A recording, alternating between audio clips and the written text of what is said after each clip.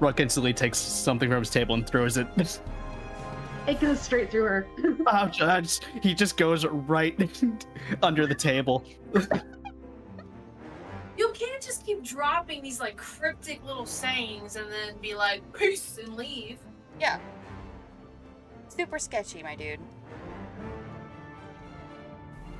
And you now know the fate of the little girl.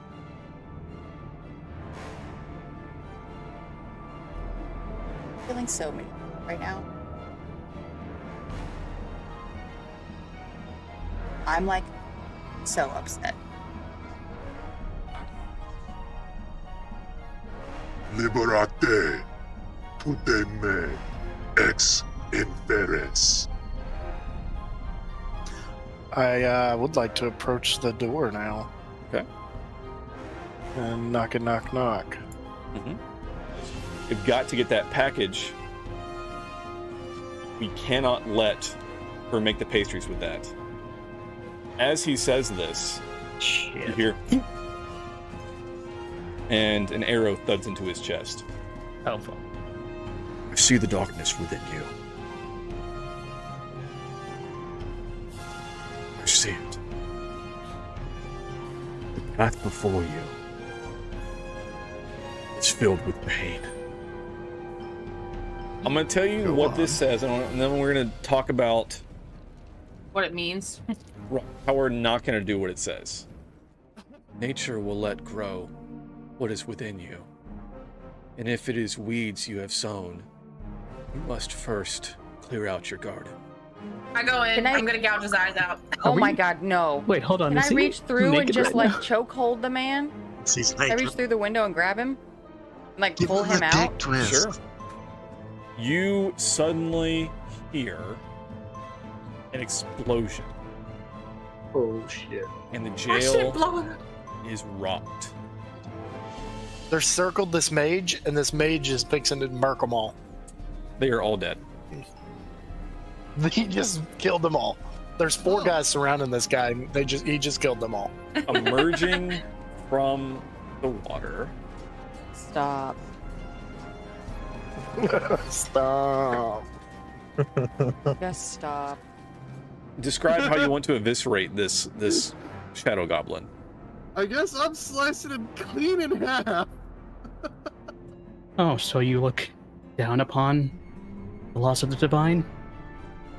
I don't think God would like to hear that. We separate church and state. We have no power here. Yes, Mr. Charisma the Paladin, give me a persuasion or whatever to be like, hey, she's just upset because her sister went down. You know what I mean? Like, do something. Okay. Okay, I've got it. In my most Glorbo-y way. Oh god. Everyone put weapon down! Glorbo, no, what's going on? Glorious. Nat 20, Fucking let's go. Oh my God, Glorbo. It's a hero. I'm going to give you so many Kiss.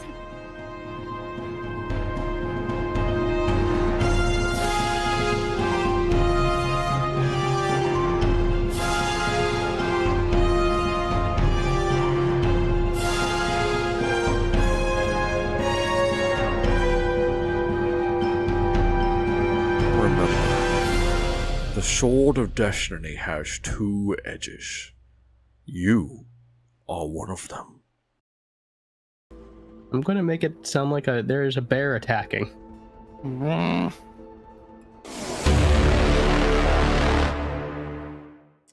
Well, hello. It's me, Alec the Lost Knight. I'm here today with Scanlatron. What's up, dude?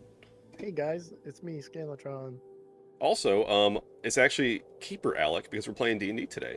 Welcome in, welcome in. So this is a whispered tale. It's a side story that is part of the campaign as a whole, but it's a side story with just one player in this case. The timeline for this occurs before session 1, but after session 0. I believe at some point we had a dream with Nidalak where his mother left, and this is just before that. But without further ado, Scanlatron, please introduce yourself. Hey guys, Scalatron. I am today playing the half-elf ranger Nidalak as a younger character. And I think young teens. Got any fun facts for the group? No, this is Fun not really fact. like a previous session, but you know. Yeah, fun fact. Yeah, things happen. But we're gonna build an origin story here, and not like Wolverine origins, but better. Mm-hmm. Mm-hmm. Mm-hmm.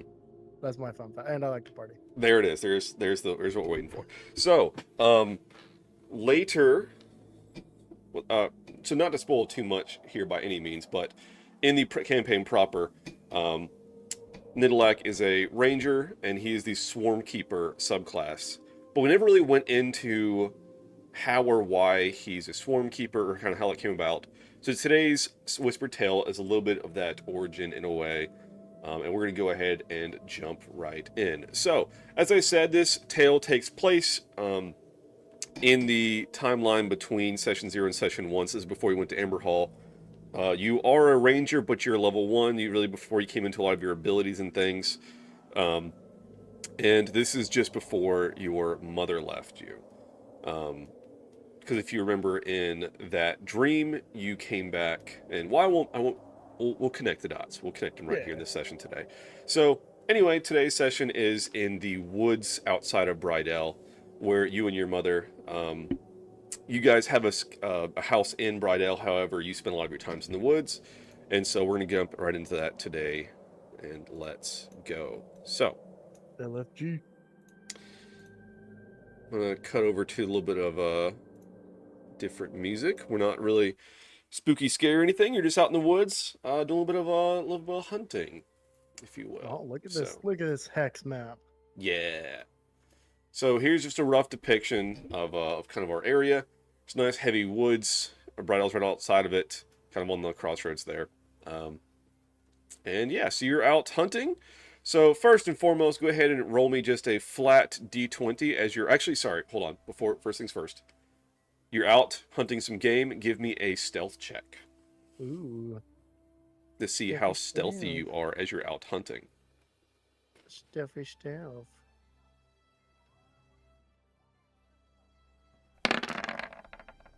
Do I? Oh, I have... Damn it, I thought I turned off bless. So it's a 6. I wonder what... Do you have heavy armor on? I guess I didn't... Oh, we had the heavy armor from the first one. So those that are watching, I had to remake his level 1 character, essentially, because we're all level fucking whatever now. I guess. I'll take off my scale mail. And I don't think I have any other armor. I think we got rid of it, but... What's your... No armor? Aren't you wearing scale mail in your current character? I'm trying to remember what we did for... I'm wearing scale mail, yes. So I'm going to turn that off. You want me to re-roll that and turn off bless? Yeah, because I guess this is probably before all that. Yeah, I would say I'm just wearing regular clothes. Okay. I still did it. I don't know. That's yeah, weird. I don't know. Anyway, not great. So Nope. for hunting, this will be a flat roll. It's going to give you advantage if you're stealthy, but however, you're not. So you're still, kind of young, haven't come into your full ranger abilities yet. So crunching on some leaves, not doing a super great stealthy job, but roll me a flat D20 to see what you encounter in the woods. A 9. So for those that are watching, I actually am reusing the same encounter sheet from Session 0 for our woods encounter, which is kind of fun. So, you come across...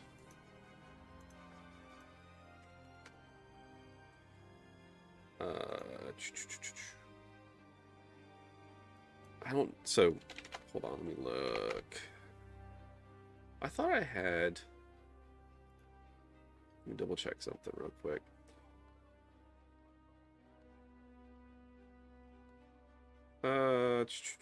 Let's say it's... Hold on. You would think me having this on the sheet, it would be here if I had it on my previous encounter sheet. Whatever, it's fine. So as you're hunting, you come across an owl. Ooh, spooky. So, good pelt. Roll me an attack with your longbow.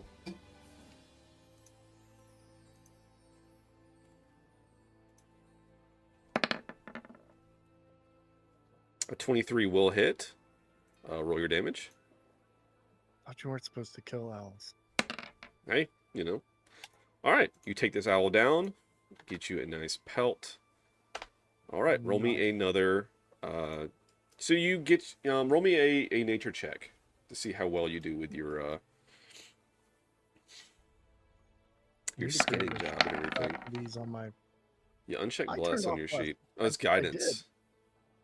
I did. wonder what guidance is on. Probably top left. No. So I've got bless off, and I've got it off there on my save and my global attack. Let me open up my sheet again. Oh, it's on your global skill modifier. I got it. All right. I turned that off too. No, I got it. All right. All right. Okay, All right. so 16. All right, so you do a good job. You get a nice pelt off of it. You continue on. Roll me another stealth check. Let's see if this gets it better.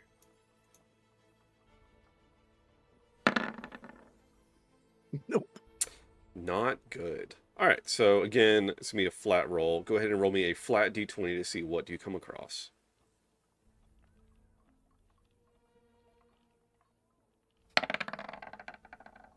A 7. Guys, I'm not doing great. Yeah, it's not ideal. All right, we're going to say it's a rabbit. So let me get back to my list of animals. Thanks.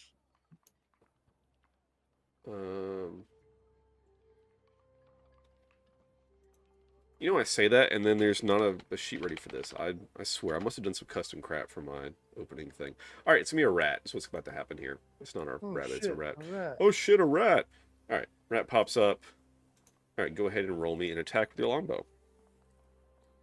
Okay, don't get the wolf again, right? Oh shit! A rat! All right, definitely hits. Roll your damage.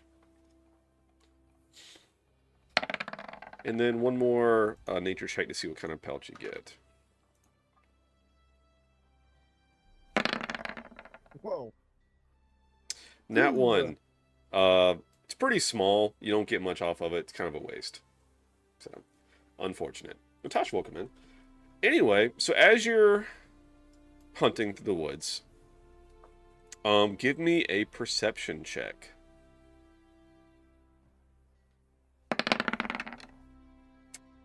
20, very nice. You see, kind of tucked behind some bushes, some bones. But they don't look... They look humanoid. Okay. And as you start looking, there are kind of some scratch marks around it and some tracks leading away.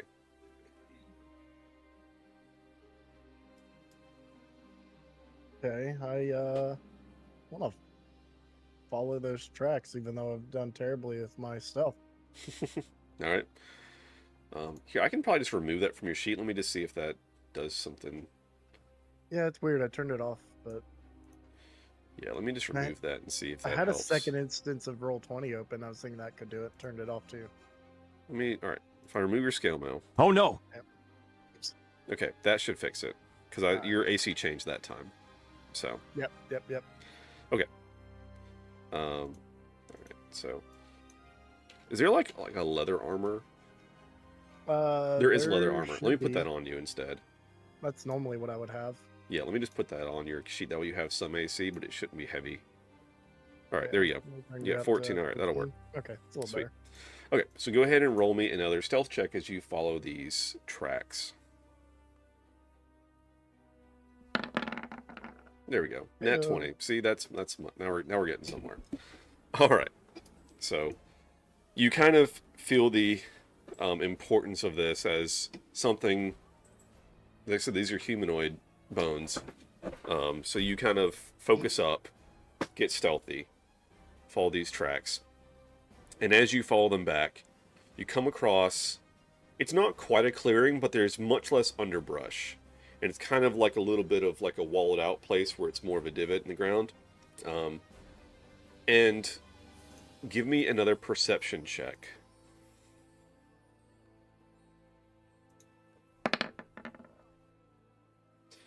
All right. As you look out, kind of tucked away in the grass here in the underbrush, that's, again, it's kind of cleared out, but as you look out, you see more bones. Yummers. Oh no. It's a lot of bones. Is it a bear? You don't see any animals right off in the area. Okay. I would like to move behind this tree. I'm assuming we came from bottom left. Mm-hmm. Okay. And see if I see anything else. All right. Didn't change my perspective a whole bunch, but so as you walk up behind this tree,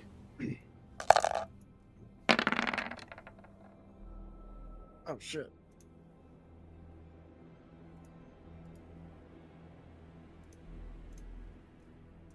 a root protrudes from the ground and slaps at you, and you take 1 damage. You're killing me, Smalls. And now, let's roll some initiative. Nice.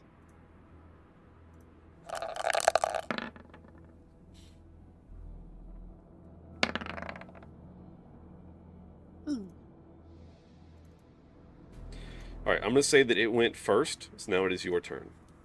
Oh, that's sweet of you. Yeah. So it came up from the ground, you said? Mm-hmm. All right. I would like to slash at it with my short sword. All right. Go ahead and make your attack. That 9, unfortunately, will not hit. As it ain't starts moving anywhere. Well, it's honestly, it actually is moving. Okay, yeah, that's moving. But... It's like a vine, kind of like waving and kind of. I think picture some vine whip action. Okay. Okay. All right, I was going to make another attack on you. A 10 will not hit. It is now your turn again. All right. I'll try again with the short sword.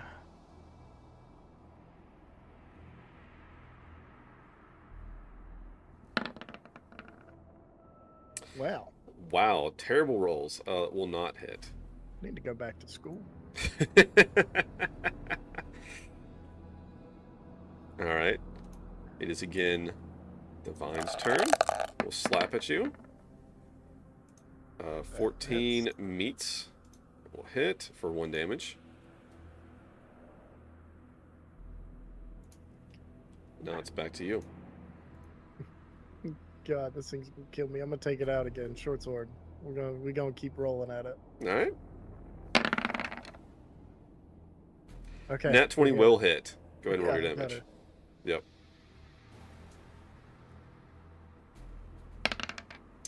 For God, you're. Is that a critical? It is a critical. It didn't do the extra damage. So roll an additional d6. Oh. For some reason, I'll have to fix that. Well, it's a whatever. I'll fix it later. I mean, roll your extra d6 for that crit. Yep. So it's 4 plus 2. That is 6 damage. It is right messed up, but just barely hanging on. Okay. All right, it's back to it. It's going to slap at you one more time. An 11 will not hit. It's back to you. All right. One more short sword attack. Let's do it. Let's go. A 12 meets. Go ahead and roll damage. There it is. This thing is dead. Go. Describe how you cut it down. I see it moving and dodging all my attacks. So this time I aim at the base, the root of it, and just shear it off at the ground. All right. Okay.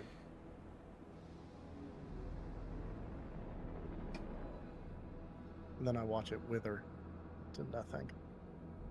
It's a little bitch. All right, it falls. I'm going to clear initiative, but I'm going to leave the little thing up for now. All right, so what would you like to do? Well, I don't want to Hold go on, near wait, that so stuff my anymore. audio cut out 1 second. Yep. Okay, then we're good. I don't want to go near it anymore. So I kind of back away. Maybe over here.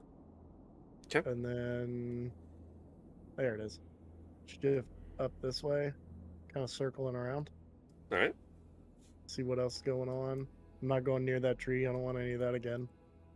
And I think I'm going to end up probably right here. Okay. And see what else is happening. If I see anything else. Really, it's just a... Same thing. Yeah, I guess roll me a perception check.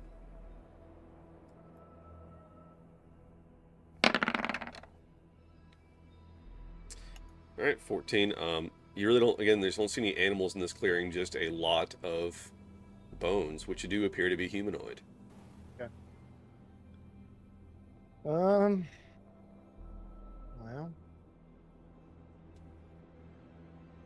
wonder if I want to go in there again, or if I want to move around it. Does it look like there's any kind of other trails leading into or out of this area?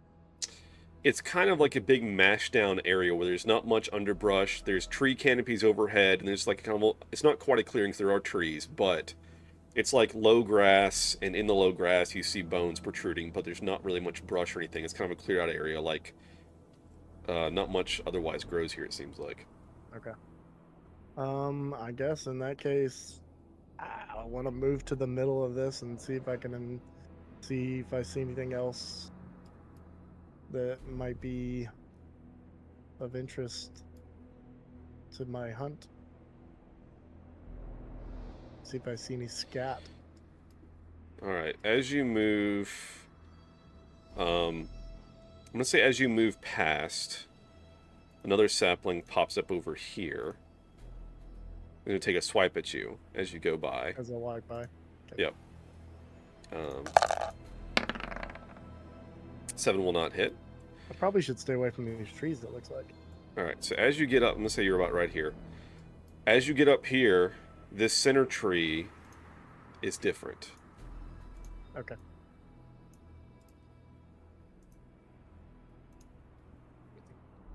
Oh, nice.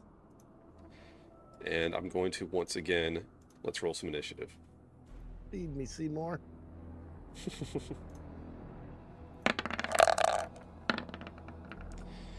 All right, and then...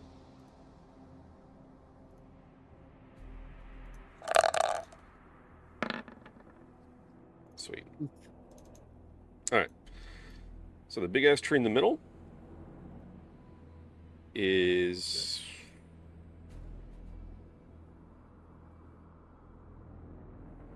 going to... Let's see.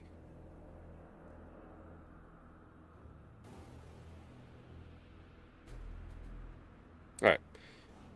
Going to reach out with a grasping tendril and try to hit you, or try to grab you. A 20 will grab. So, a target is grappled, and you must succeed on a DC 12 strength saving throw to be pulled toward the Weeper. So roll me a strength saving throw. That is a failure. So it pulls you in.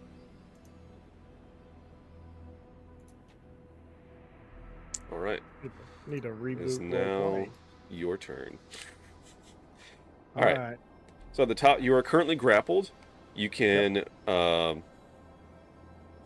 guess let's do, oppose athletics. So roll me an athletics check to, or I guess, all right, so hold on. All right. grappled, right? So grappled, Yes. your speed is 0. Ends when grappler is incapacitated or when grappled creature is moved out of reach of the grappler. We can do oppose athletics to bust out, but you don't. You can still attack. And there's again the main Weeper, and then there's the 2 little sapling, like little slapper arms. Okay. So, All right. also I don't know why they're. Let me fix this real quick.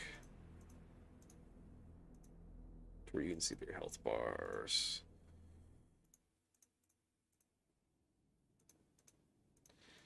All right. There we go. All right. All Bingo. right. Sweet. So what would you like to do? I want to swing on the big guy. All right. Go ahead and roll your attack.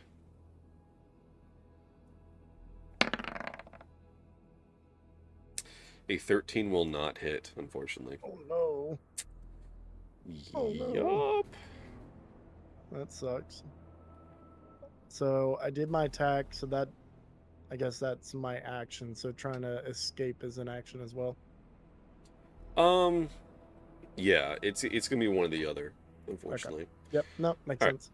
So the sapling, the one here right now up on top of you, is going to make a slap at you. They will. Will not hit. It's back to the big bad. So it's going to play a maddening song. Oh, nice. All right, so you need to succeed on a DC 13 con save, or you become poisoned. Well, that sucks.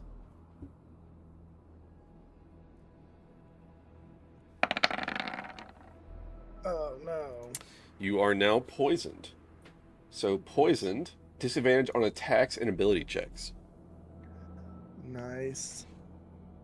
So Just things what I are needed. getting Just what I needed. worse. All right, you're up. All right. I want to, I guess, attack with my short sword again. What? Well, yeah, I'm gonna attack with short sword again. All right, this will be a disadvantage It's disadvantaged. because you're poisoned. A 15 will hit, however. Go ahead and roll your damage. All right, cool. Did I say on the big guy? I don't remember if I said. I think you did. Pretty sure you did. Oh, there it is. All right, so that's 5 damage. Oh no. Oh no, indeed. All right, that's your turn. The little sapling guy is going to slap at you. Will not hit. All right, top of the round. I'm going to roll in. Actually, give me a perception check.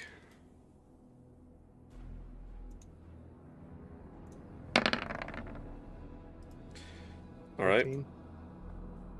You notice. So you left out, and it was in the morning, and you've been hunting, and it's probably midday at this point. It almost seems to dim around you a little bit, oddly enough.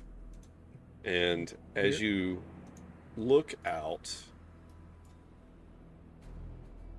you see what appears to be an old man on the edge of the clearing approaching.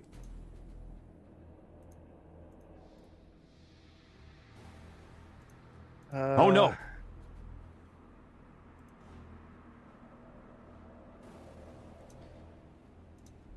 Can you lend a hand? I'm gonna roll him into initiative. All right. So he will go next. I'm in danger! All right. So back to the big thing.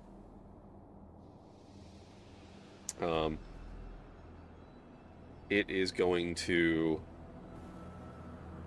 continue to sing its song. So go ahead and make another con save.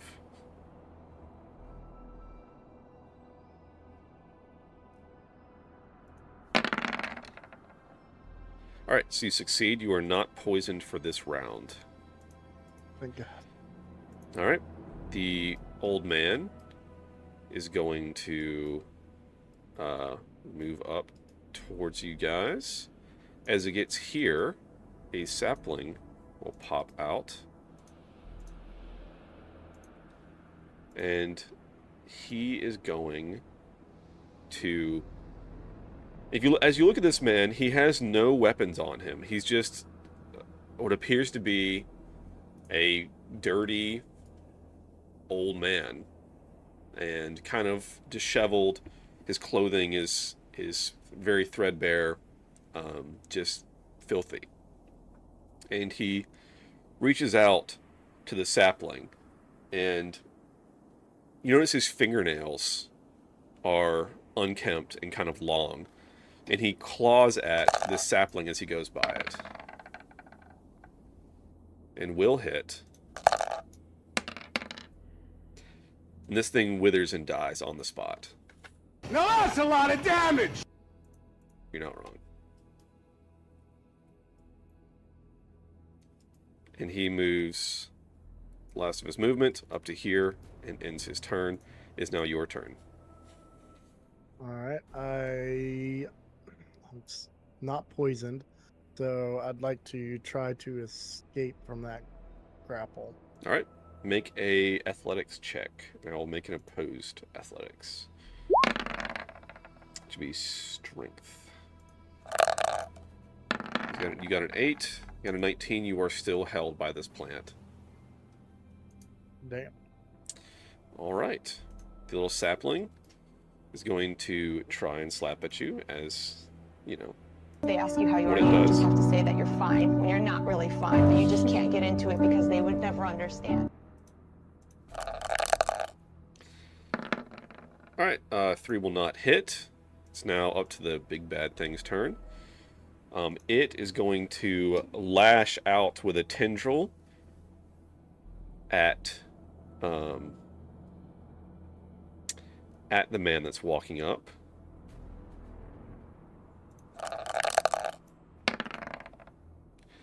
A 19 will hit. Hits the man for 12.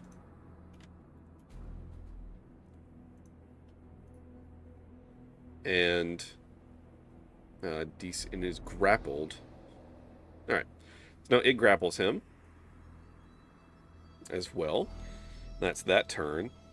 The old man then almost seems unfazed by this, as this tendril wraps around him and kind of sticks into him a little bit. And let's see.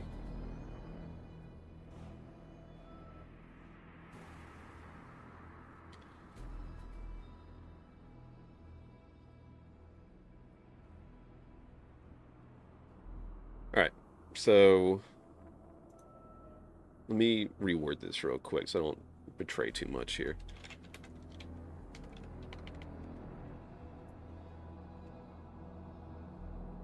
So I'm reusing a character sheet, and it has the name of the other character that I took this from. So I don't want to show that.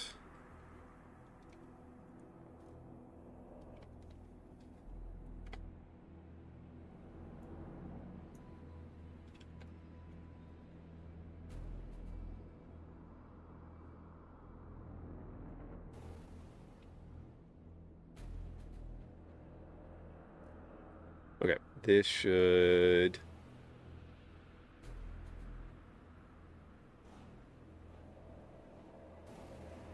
Alright, so the old man kind of smiles a little bit and is going to almost look like he's about to yell, and then exhales just this pestilence. Nice. So it's going to do this kind of this way to where you are not in the blast. It's going to hit the rightmost sapling and the main plant. I appreciate that, old man. Mm-hmm. All right, so That's a lot of damage. yeah. So they need to make dex saving throws. Sorry, so I'm going to start with the sapling. It's not very dexterous. It's kind of funny. Well, even then, it's Absolutely a 22 deck save. Yep. All right.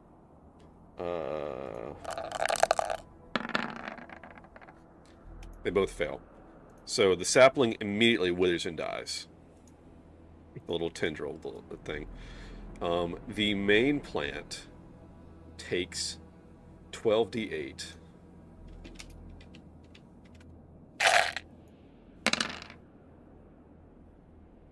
That is 41 damage.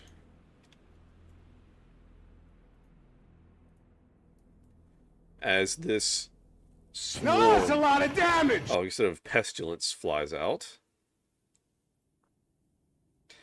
So, and then as well, a swarm of insects pops up. I actually didn't even have one of these ready, so I gotta grab one now. Hell yeah.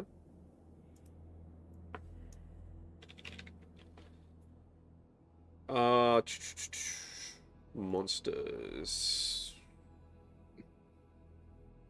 What the fuck is this? Oh, that's... Okay, it's like these. So...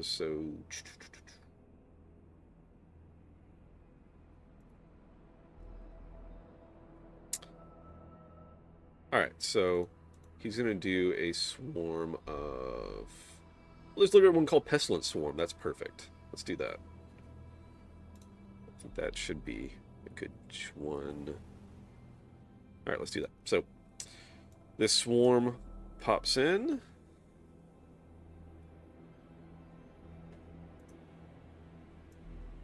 And...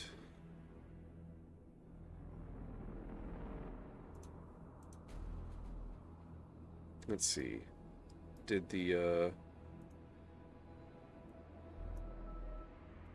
we go. Okay.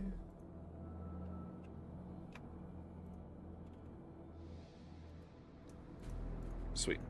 Alright. Let's roll it into initiative. Alright, so we're on the old man's turn. Alright. So I think that's that.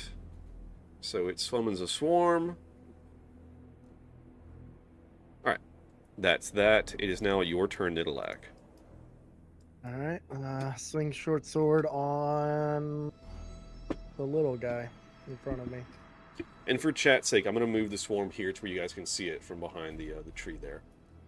Why can't... I thought you could see everything that all the characters saw on... The tree is there. Okay, well I didn't know because of your, the old man character's vision. So it's just mine, it's playable character vision? Yes. I didn't Gotcha. give chat his vision. Gotcha. But anyway. Alright, so you're attacking the big plant or the sapling? Little one. Alright. 13 will hit. Go ahead and roll your damage. 4 piercing. Alright, so... take a good hit onto it, but it's still writhing around. Alright, it's now the Pestilence Swarm's turn. This is another fucking paragraph of text here, which is great. Not that I'm trying to play myself, but do I need to roll a con save now? For... because of the song? It happens on its turn, and you succeeded last time. Okay. I didn't know if it was every turn. No, it's been doing on the big plant's turn. Okay, cool. So it attacked. It stopped singing and attacked the man. So it did not continue singing. All right, the swarm's going to attack the big plant with diseased bites. 7, unfortunately, will. Although I guess it's got a murder sandwich because it's technically friendly to you currently. Yeah. So I'm gonna say that's 24. That's gonna hit. Hell yeah. It's gonna be 21 damage. Sweet. So we're gonna do minus 21. Alright. Plague, yada yada yada yada yada yada. Who cares? That's the whole thing. DC 11 con save or contract plague. So big plant's got to make a con save. DC 11. It succeeds. It is not plagued. But alright, that's the Weeper Sapling. It's going to slap at you again. That's what it do, friends. Yeah. 5 will not hit. Oof. Alright, big plant. Big plant is going to again attack at the main guy. I'm going to do it with a stinger.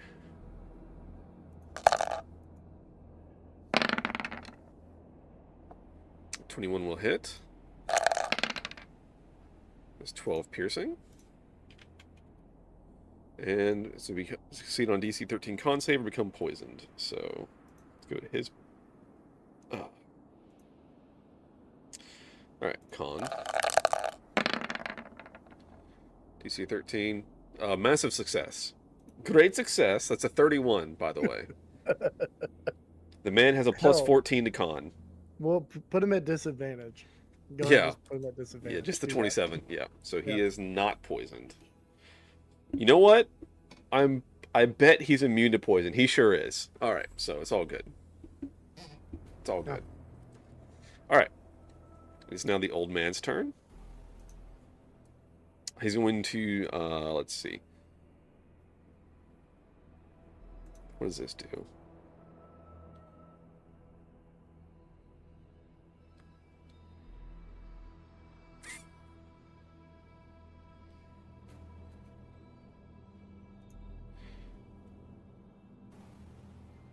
All right, he's going to look at the plant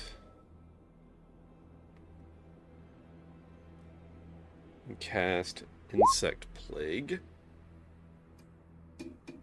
Ooh. So he's going to center this to where it won't affect you. It'll hit the sapling in the plant. All right, so it fills it with biting locusts. Must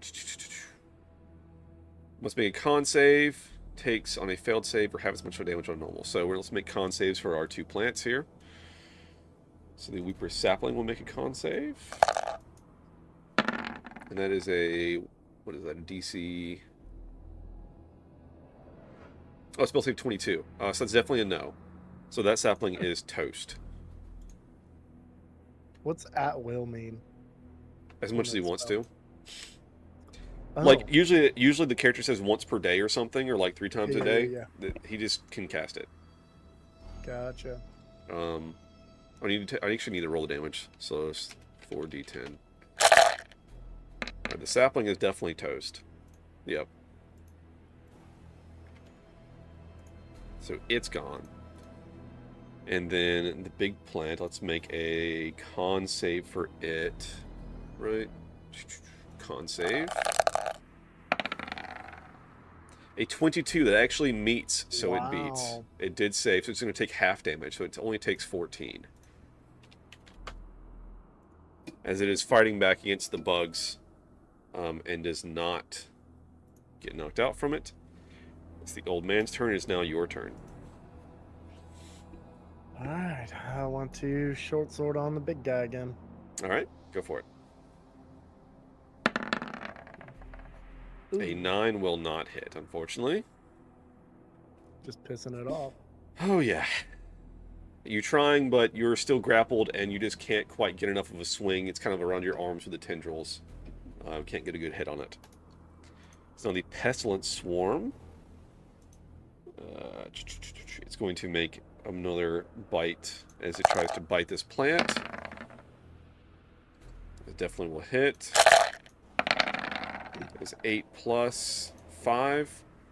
That is 1 point more than it needed to kill this plant, as these bugs bite on this plant, burrow into it, and it wriggles, writhes, and then falls to the ground, and all the tendrils fall as well.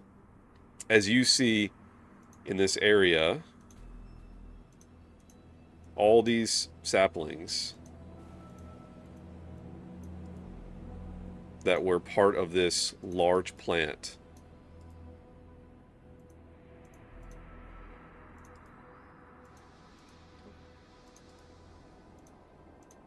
fall dead. I was about to start shooting, I guess. And the grapple falls off of you. And we are now out of combat.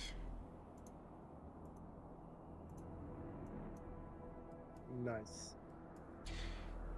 And as this falls off, the swarm over here kind of dissipates into dust and falls to the ground. And you are left standing here with this old man. I appreciate the help there. I kind of got in over my head, in a pretty bad way. Kind of looks at you for a second. Yes, many have fallen to the same fate, as you can see around you.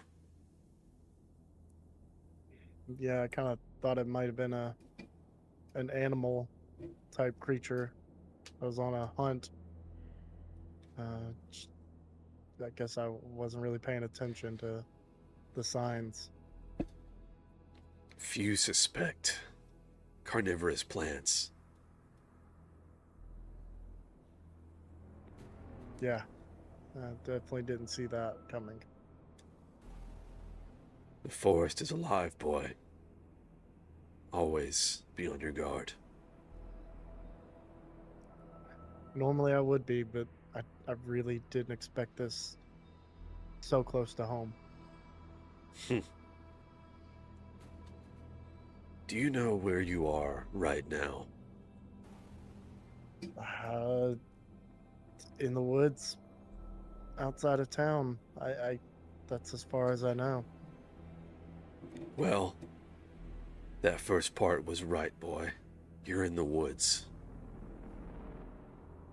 That's what matters. Things in the woods. They're all trying to get their meal. So was I. I guess I'll have to keep that in mind next time. It'll be a lesson I don't soon forget. Aye, most hunters are often hunted whether they know that or not. Such as the cycle. Everything, at some point, must die and decay. We are all part of that cycle. And if you're not careful, you'll become that part sooner than you mean to. Yeah. Well, I appreciate the assistance and honestly saving my life. I don't think I could have taken on that creature by myself.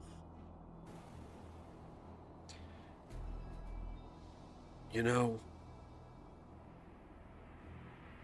I might could help you with that. You've helped enough so far. Yes, but what about next time? And the next time? Yeah, like anything to help me on the next one. I would definitely be appreciative. You see, everything is part of the cycle. Live, die, repeat. I am an agent of that cycle. I help things transition from one part to the next. And your time had not come yet. I made sure of that today. But there is something I could leave with you. A way to become part of the cycle and not just be someone that rides along. That would be amazing. And he holds out a hand, and out from under his sleeve comes out bugs of various kinds. He looks at them on his hand, and he says, "You see, becoming part of the cycle of nature, These are the tools of the cycle. The tools of decay and transition. And if you learn to make use of them, you too can help creatures transition to their place in the cycle.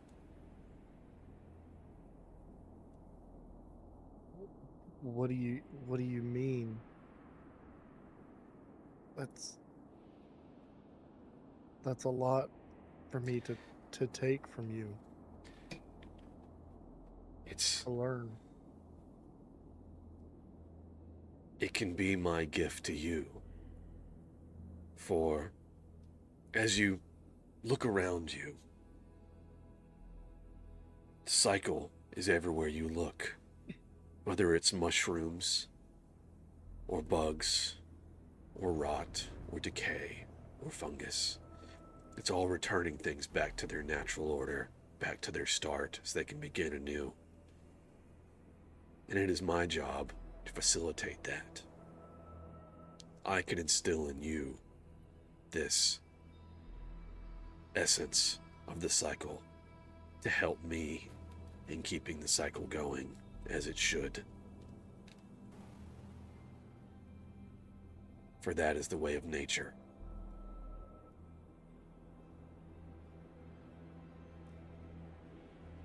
Wow. I think it's a big responsibility. Something I feel like I need to do it. Not only as a hunter, but a being of this plane. I feel like I need to be part of that cycle.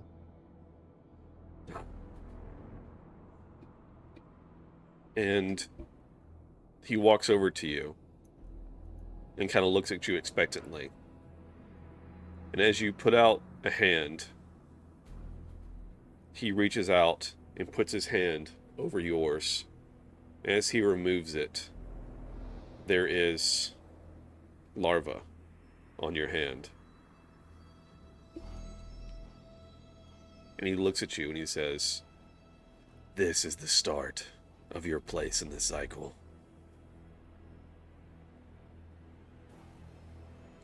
With it, you become a steward of the forest.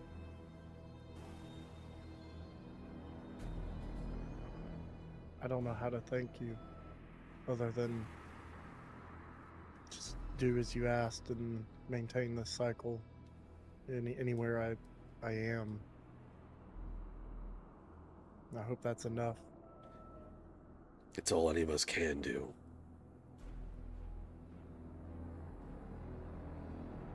Too many things in the world aim to disrupt the cycle. But nature always finds a way. No one can truly escape it. See to it that no one does. I'll care for these larvae, this swarm, this pestilence in the best way I know how. Like they're my own children. Aye. And as you do, they will care for you until your cycle is complete. Thank you for your kindness and your assistance and your help. I won't let you down. I know you won't. The cycle won't allow it. And with this, he turns and begins to walk away.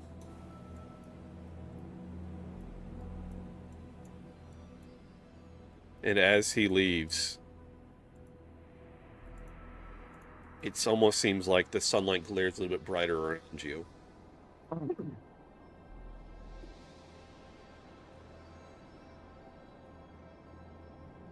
That was close.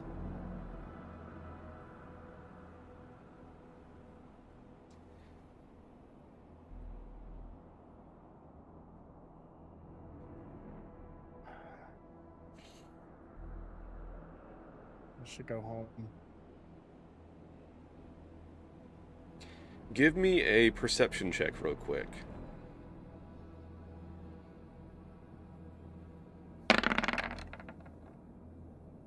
Nat 20. Ew. Looking at this area around you, as it is still littered with bones and various things, you look at the path this man walked, both in and out, and kind of the area in which he stood. And the grass and the trees and the brush and everything oddly seems wilted and slightly discolored.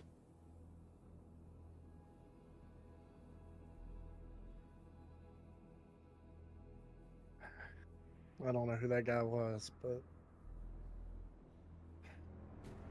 that doesn't bode well.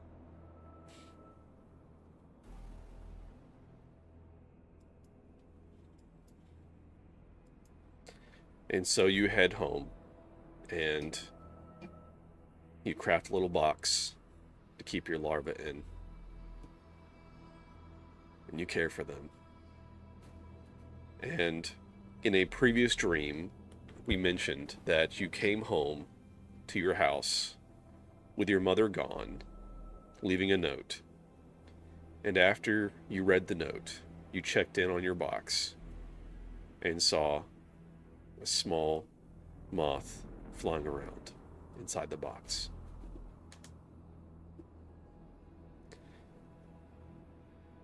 And with that, we will end today's Whispered Tale. Nice. The origin of Nidalak's swarm. There it is, guys. Hell yeah, hell yeah. All All right. The moths. Yeah. So I think you got Swarmkeeper at what, level 3-ish? Yeah, that sounds right. Okay. So I think you guys hit 3 after the sewer, I think. The sewer fight. Something like that. Yeah, it sounds right. So Or maybe it was when we went back to town. No, I think it was sewer fight.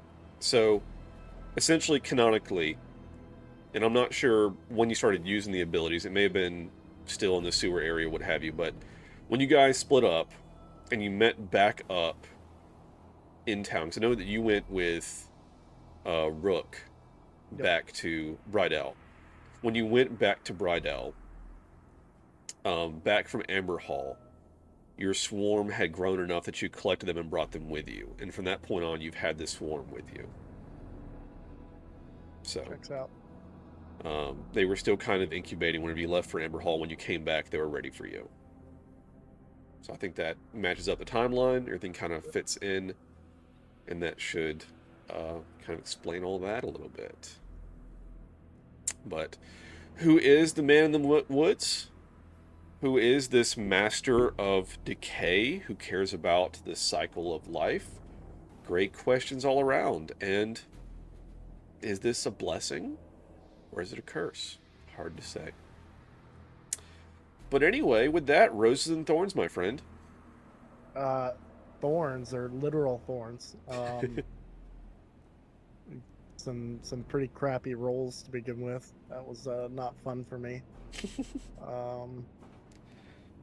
Definitely means I have to learn a lot from here on hunting and attacking.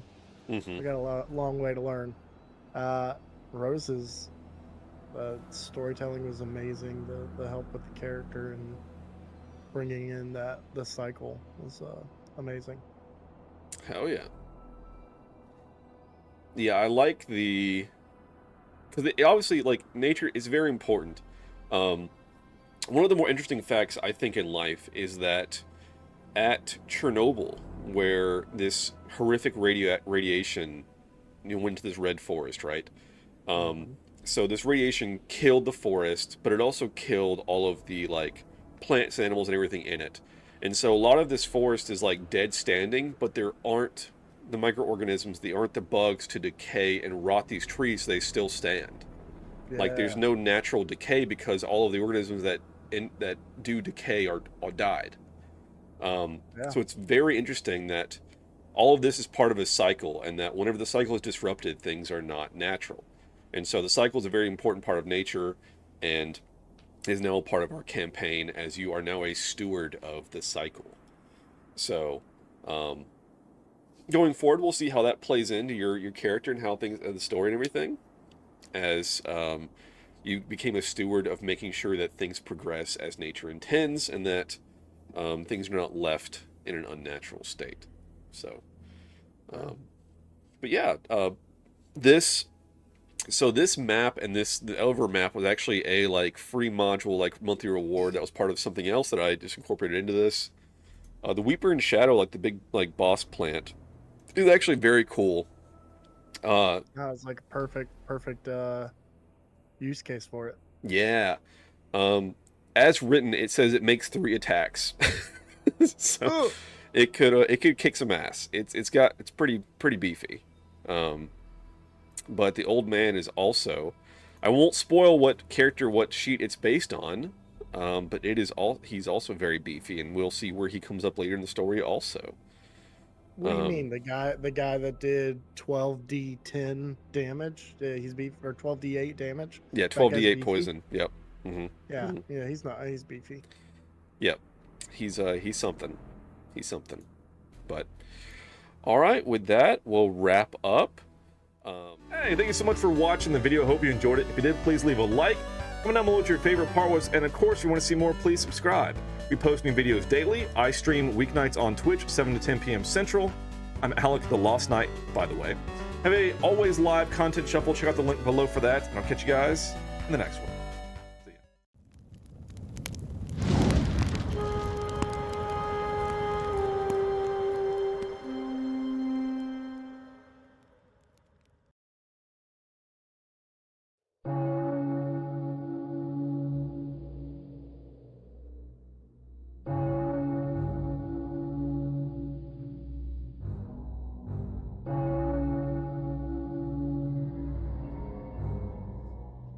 You stand here before me, facing the torrent of fate.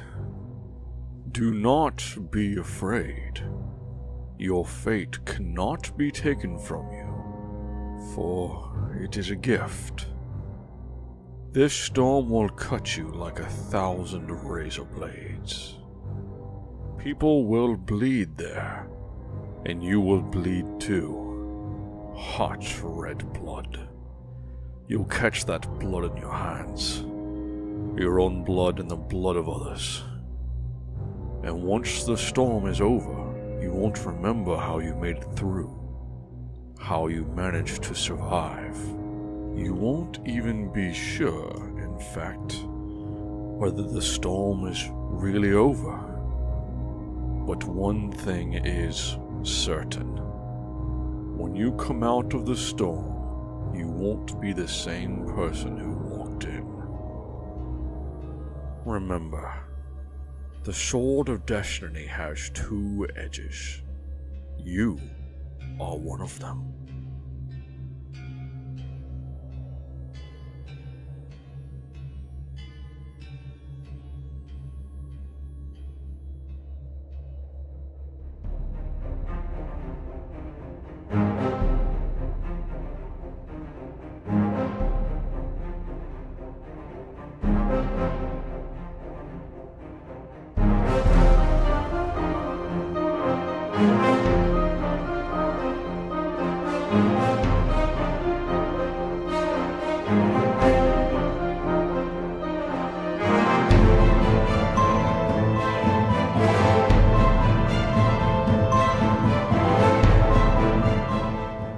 Alright, what's up guys, this is Alec the Lost Knight, but tonight, it's Keeper Alec. We're playing D&D. We're playing the feud, but it's D&D. But it's D&D. This is one of our Whispered Tales, which is a side story that I am not streaming live. This is just being recorded and we'll post whenever it's no longer a spoiler. With me tonight, I have... Scalatron, introduce yourself. Hey, Scalatron. Play the character Nidalak, a half-elf ranger, and I like to party. Hell yeah, friend. We do like to party here. So, this whispered tale starts as you arrive home. You've been in the woods, hunting for game. You have a small deer slung across your shoulders, bringing home meat for the household. For your mom, as your dad is long since gone. As you come home, you notice, first of all, the house is dark. There's no lantern or lights on in the house. And you walk up and kind of cautiously, you set down the deer on the front porch and draw your dagger as you open the door. And inside, it's quiet and still, which is odd. You know the house well. You go over to the table and light the lantern. This house is empty. And not just of people. Specifically, your mom. Your belongings are there, but hers are not. As you walk through the house, you don't even feel the need to call out for her. She's gone. With nothing left. But there on the table, you see it. There's a note. A very simple one. With just a few words in your mother's handwriting. It says, "I'm sorry. I tried my best." And she's gone.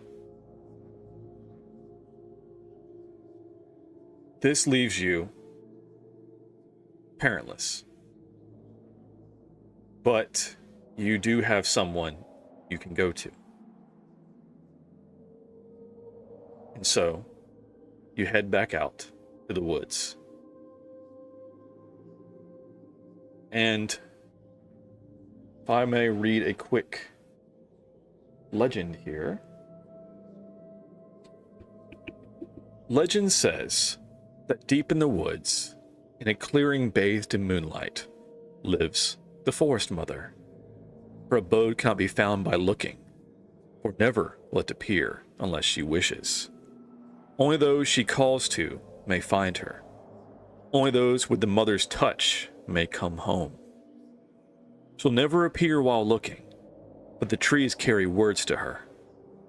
Words spoken to the bark of a tree are quickly requited. For with a turn her abode shall be standing behind you, in a clearing, bathed in moonlight. You merely need call to her. "Mother, I wish to come home." For so says the legend. Who's to say if it's any truth to it or not? But as you head off into the woods, you know of a clearing. And this happens to be a rather moonlit night.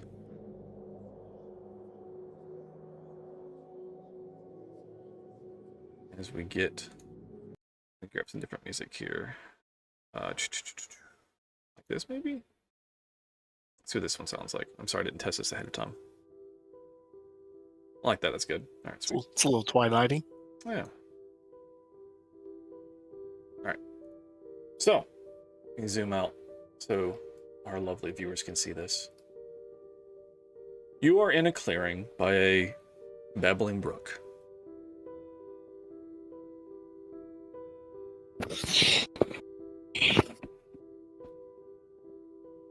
What would you like to do? Let me zoom out so I see myself as well. Be good to do. No, yeah, for sure. I would like to ease towards the brook to cross it. Maybe to this downed tree, it seems. Mhm. To cross the downed tree to head towards the clearing. Certainly. You may move your character.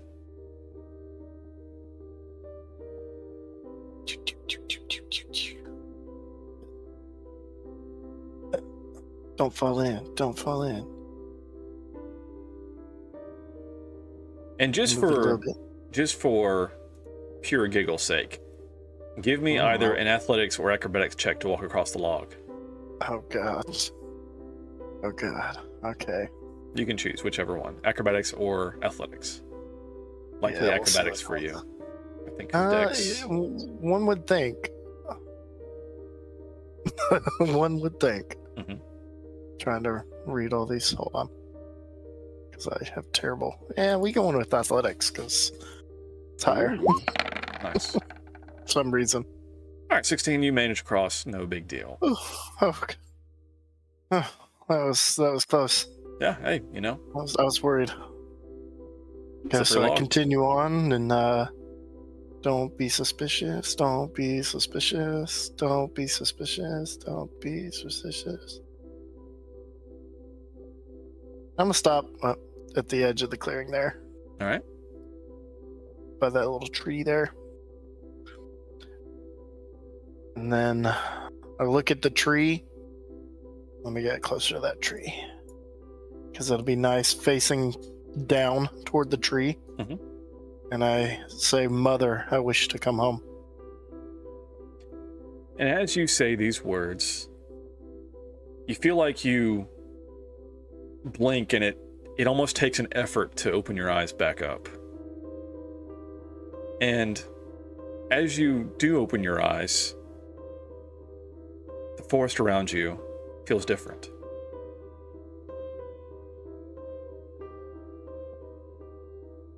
And as you turn around, you see Mother's house. It's kind of cool. That was swifty, bro. I would like to approach the door now. Okay. And knock. Mm-hmm. And It's a cool looking house. do you repeat your? I don't feel like I need to, but I will say, Mother, I'm home. Okay. And again, you seem to kind of blink, and it just feels like it takes a bit to get your eyes back open, honestly. And as you open your eyes, you're no longer standing in that clearing. You're in Mother's house. Whoa. You're down at the bottom. Okay.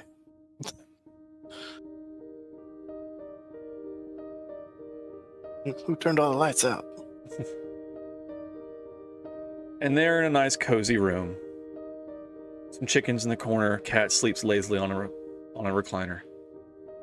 It's the Forest Mother.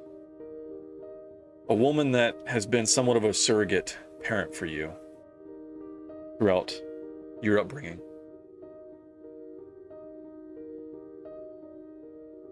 Says, my dear Nidalak, welcome home. Mother, I'm troubled. I'm confused. I have questions. Speak your mind, child. I just returned home from a hunt and found my mother gone, saying she was leaving, she wasn't coming back, and that she tried her best. And it brought up memories of things she said in the past, and I just have questions. I will certainly try and answer them best I can, my son. At one point, she said to my father that I was basically not her son, that I was his son and not hers, and I was confused by that. I didn't really understand at the time what she meant. Yes, that would be certainly confusing and unpleasant to hear from your mother. My dear son, Nidalak, Though it is often said we cannot choose our family, sometimes our family did not choose us either. Your parents did the best they could with a terrible situation. Your dad gave you all the love he could muster. Your mom was not perfect, but did not hold back either. She did try. Such is the only condolence fate could afford you. It is why I revealed myself to you that day in the forest. I could feel your pain. And such emotion should not be unrequited. As to your questions, at times your father was an unkind man. He and your uncle disagreed often, and this led to conflict. Your uncle has always felt a certain possession over you, and did all he could to claim you as his own. Your father rebuked him, and wanted your mother for his own. Such strife can destroy the strongest of families, and often with children casualties. It is no small matter that their conflict has ended. By your own hand, no less. Still, I can feel you longing for answers. You will find him in the city of Amber Hall.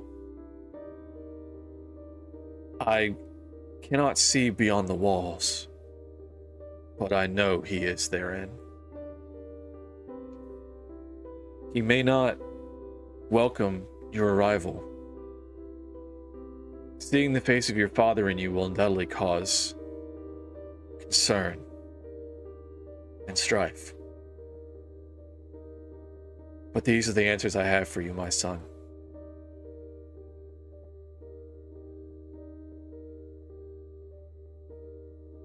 And I can That's a say lot. that though your mom is gone,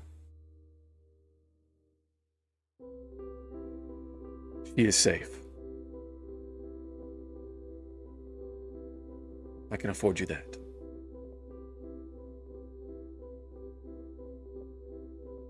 Thank you, Mother. I just have one more question to ask. Is my uncle dangerous?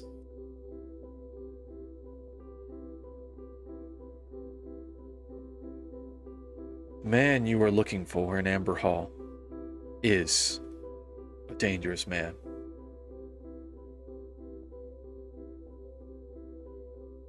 I'll prepare myself with everything you've taught me. And I'll prepare you the best I can. Though I know you must do this.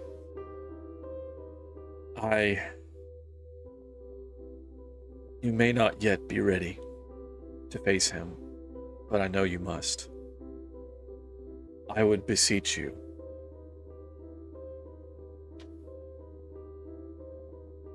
He is not a good man. And not to trust him. I have no plans on trusting him. Only on getting answers. He is a sort of man that usually answers with violence. I guess it runs in the family. I taught you better than that. Do not let your anger blind you. Those strong emotions of yours have always been present. But remember, as I taught you, as you pull back the bowstring, to breathe, and your shot will fly straight and true.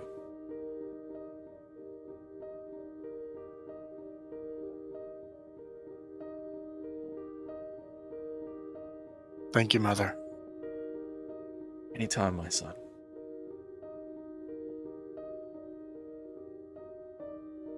Guess I have some planning and preparing to do. It seems your fate and even that of your friends will bring you all to Amber Hall. I It seems that way. cannot see beyond the walls, as I said, but I feel fate's pull, and the torrent around your group is strong.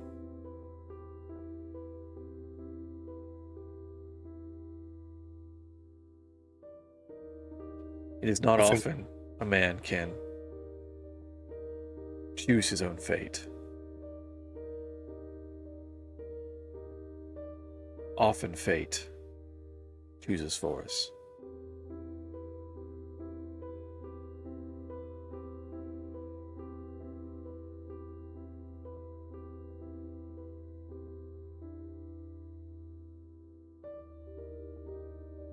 I'm just glad that I'll have friends there to help support me and hopefully guide me and keep me on track. As you should offer to guide them. As together you are strong, but you all fight your own battles. And should you separate, it may consume you.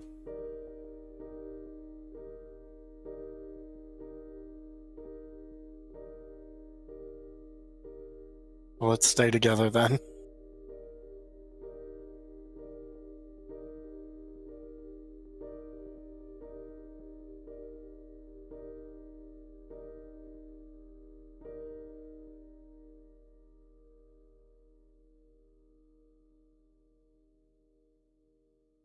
When you see Liv next,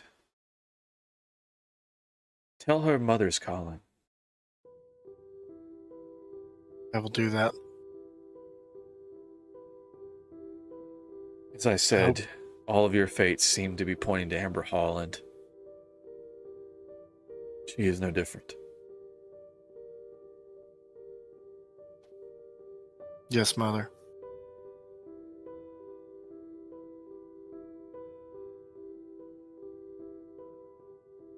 Now come here and have a cookie.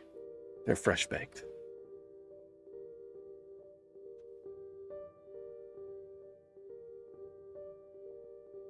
Well, thank you for the cookie. Always.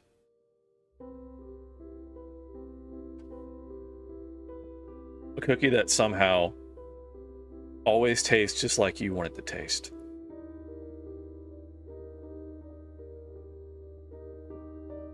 It tastes like home. If I close my eyes and wake up in my house again, I'm gonna freak out. As you think that, and you, again, blink, but kind of, again, take a second to blink.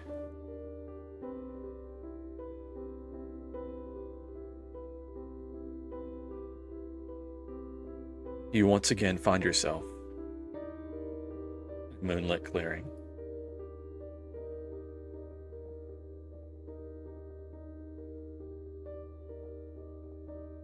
Wow. Those are some of the questions I have. But it kind of brings up more to get answered. I guess Amber Hall really is the next step for me.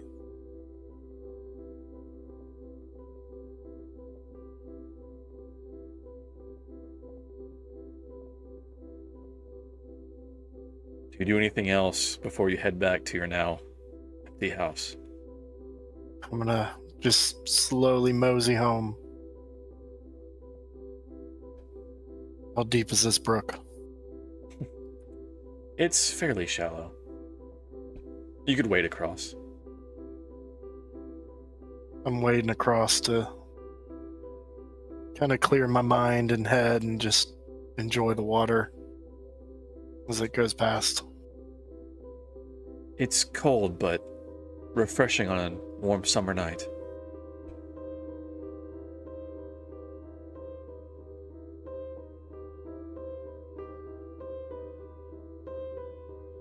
I'd just return home after that. Looks like I'm running, but I'm not. That was just mouse sensitivity.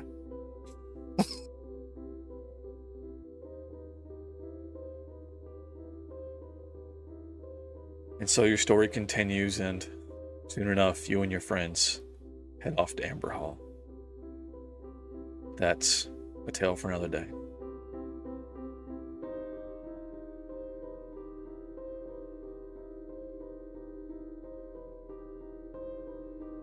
All right, man. What you think? It was good. Real good. Turn that house back on. You like that? That thing looks sick. Yeah. Also, the woods look sick in that orange, Yeah. purple. Yeah. But this freaking bird with the bird feet. Yeah. Holy crap. It's a chicken hut, dude. It's a little chicken. It's a chicken hut. Mm-hmm. a chicondo, if you will. Chicondo, dude. Hell yeah. No, that's awesome. Hell yeah, dude. I know it's a quick session, but Roses and Thorns. Roses, Roses is this freaking chicondo here. That thing looks awesome. The whole scene here is awesome. The color. Thorns. No real thorns about this sesh, man. That's beautiful. Thank you for putting in that storyline and that thought and dialogue. It was awesome. Hell yeah, dude. Slight rose to myself for on the spot making up all the shit about your house being empty. No shit, dude. That was I mean, like 10 seconds. Yeah. Man, on the fly. Oh, hell yeah. But hell yeah. I don't have it prepped yet, but you will, upon return to our normally scheduled programming, we'll have a new ability for from the Force Mother. Cool. No doubt, I'm no gonna think doubt. up what I want to do with it for right now, but we will have something new. Cool. All right, well, I'll wrap up this Nice. recording. Hey, thank you so much for watching the video. Hope you enjoyed it. If you did, please leave a like.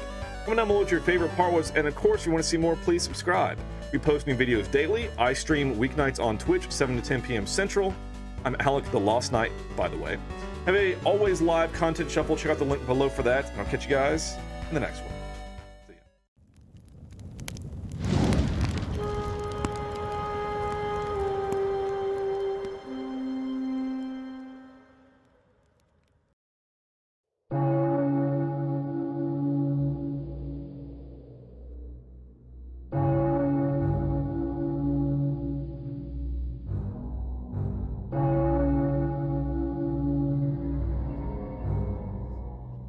You stand here before me, facing the torrent of fate. It was the only way. What do you mean the only way? I am the one who killed him so that the robots that we created would not ever know human bloodshed. They will not harm you.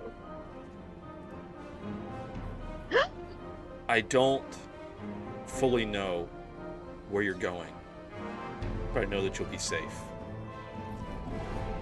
Well, I certainly don't want to be lost to infinity. So be it then. If you must break my legs, break my legs. I can't bring him back. No. You can't. Ruck instantly takes something from his table and throws it. It goes straight through her. Ouch, he just goes right under the table. You can't just keep dropping these like cryptic little sayings and then be like, peace, and leave. Yeah. Super sketchy, my dude. And you now know the fate of the little girl.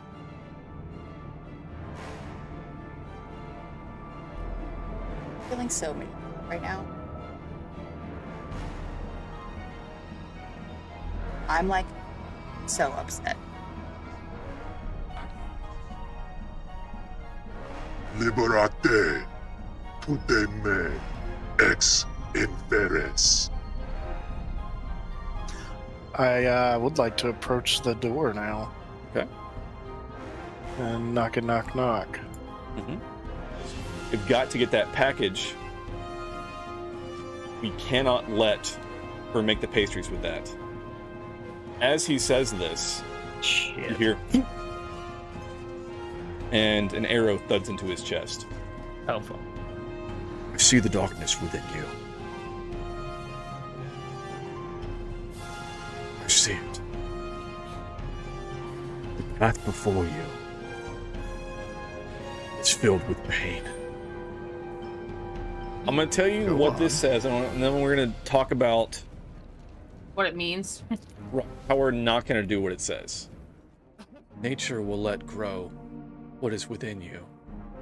And if it is weeds you have sown, you must first clear out your garden. I go in. I'm gonna gouge his eyes out. Oh my god, no. Wait, hold on. Can is I he reach through and naked just right like now? choke hold the man? He's Can I reach through the window and grab him? And, like Give pull him him a out? dick twist. Sure.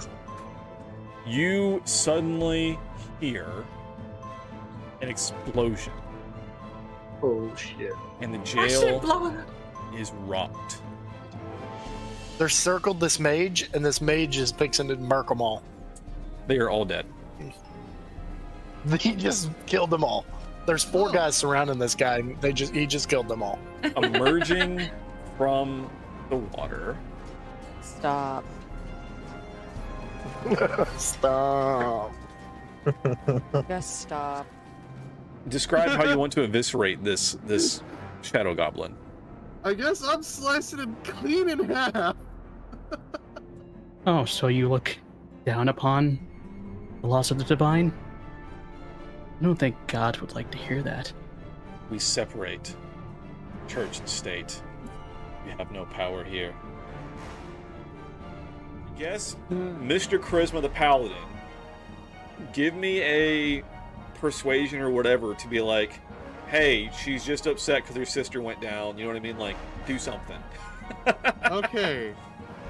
Okay, I've got it. In my most Glorbo-y way. Oh god. Everyone put weapon down! Glorbo, no, what's going on? Glorious. Matt, Fucking Oh my God, Glorbo is a hero. I'm going to give you so many Kiss. things.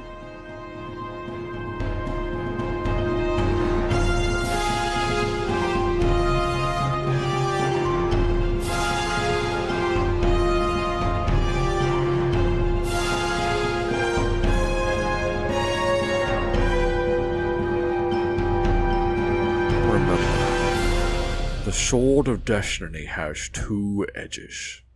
You are one of them. I'm going to make it sound like there is a bear attacking.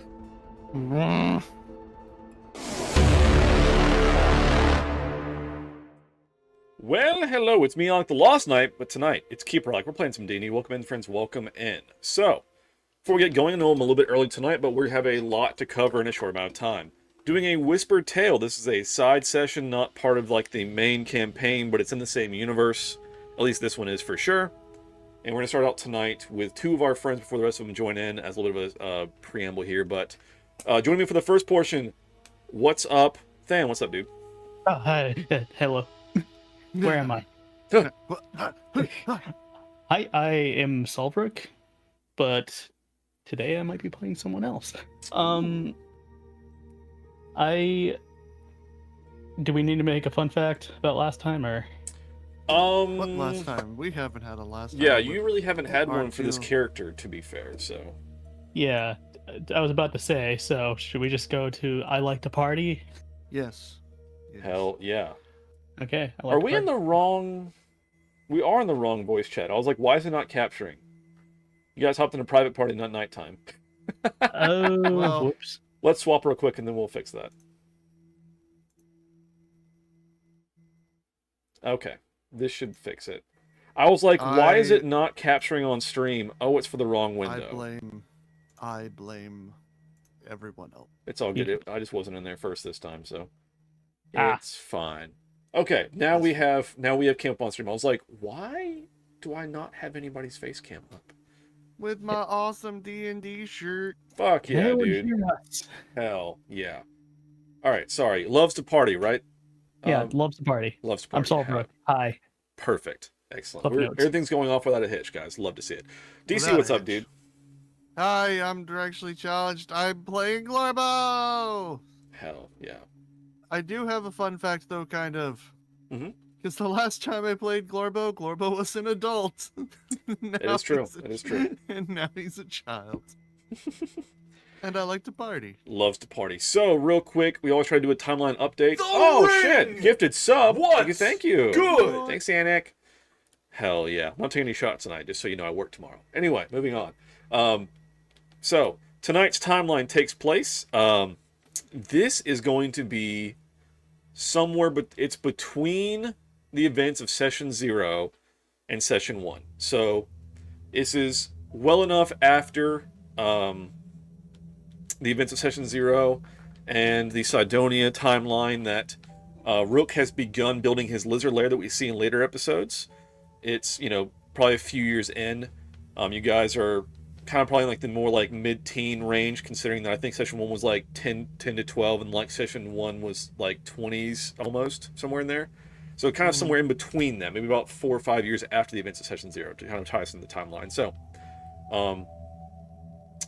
anyway, so this is before Amber Hall. They're still young. They're still level, I guess are level 1s in this session for right now. And I think without further ado, let's go ahead and jump in. So currently we are at Rook's Lizard Lair in progress. I see you changed your token back. Love it. And Glorbo is coming to visit Rook in his lair. So we're able to join them now. Let's jump right in, friends, and get this thing kicked off. So, let's go. Glorbo helping! Alright, so move over here because they don't need to see all of that stuff yet. Alright. Glorbo, you enter the cave that you know is the hideaway for your friend Rook. And you can make your way on inside. Go in, down, do. What do?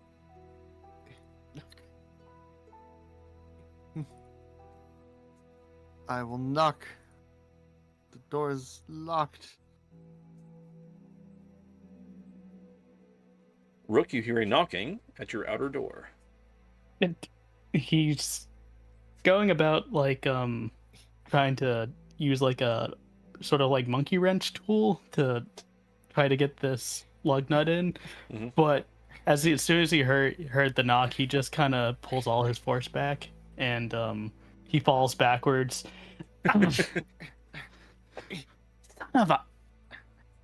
Who is it? Hey, Glorbo! Oh. Okay. He just kind of runs to get like a blanket, and he covers like one of his projects up as he goes up to the door. Nice. So it's this way, Rook, for the record. That way. Gotcha. Yeah. I guess I should have unlocked your doors for you, but I can do it when we get rolling, so. There we go. It's because I don't have dark vision. That's why. Yeah, I guess the lighting is fairly sparing in this environment. I'll give you dark vision for the scene because it doesn't make sense for you not to be able to see your own fucking lair. There we go. Thank I you. haven't installed all the lights yet. Yeah, I haven't gotten out Okay, all the... there you go. All right, so you walk over and unlock the door. If I can click on the right thing, because you guys, what fuck, shit balls. I'm gonna save you a step. Oh, there we go. Sorry, I couldn't click on the door. All right, it's now unlocked. Okay. Okay. Bingo. Hey, Clorbo. Glebo, come help. Oh, great. Well, I don't really need much help right now, Glorbo. I'm busy with a very important project right now. What project? Project. I, Project. I This no, project? no, it's please don't touch that. It's White goo on floor. very important. Let's just say that. You have important goo? We're not going scavenging today. Oh. I don't need any materials at the moment. I'm too focused on what I'm working on at the moment. But Get through here? No, it's not through there. Just come Not back through here, here? Glorbo. What over Okay. here? I just need to sit still. He just kind of grabs your shoulders and sits you down. Okay, Glorbo, today I kind of just need some time to myself. Okay, it's a really important project, and I don't really need any more materials from that wreck site. For now, maybe you can gather some other materials for me. Maybe some mushrooms or some sort of leaves, ivy, anything. I could use that for more of my... Glorbo could, but Glorbo never get to see all of Rook Place. Like, what circle? It's a work in progress. It's all this is for our benefit. It art project? Yes. It's an Glorbo art Mom- project. Glorbo Mom got mad at Glorbo for making art project. Well, did you do it on paper? Glorbo didn't have paper. Well, Glorbo had floor. how about this? Next time you come by, I can give you some paper. Will you make art project on floor? It's a different art project.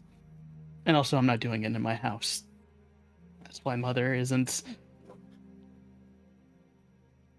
upset with me when I do that. This not Rook House? No. You think I live here? Oh god, do I just stay in here so long that you think I live here? Yes. He just kind of looks down at the ground, rethinking his life choices a bit. And then he starts to remember why he's here, and he shakes it off. Okay, not the point. Glorbo, It feel like this Rook House. could you please just take a break today? Just, it's a day off. Think about it like that. You can go out and do your own adventures around the lair, just not inside at the moment. But everyone get mad when Glorbo go take on adventures. They say, Glorbo, no! Glorbo, you get Glorbo nap. But Glorbo don't feel tired. I don't think that's what they meant, buddy. Glorbo only know one meaning of nap. Listen, just remember the line that I set for us, the little line that you can't go past. Just, if you see that line... The one over here?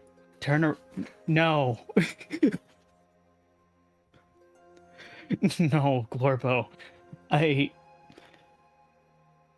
Listen, I really appreciate you helping me with everything, but I really need some time to concentrate. Glorbo can be quiet. I know you can. I would much prefer being by myself. that's okay. Okay. We can Glorbo. hang out after, okay?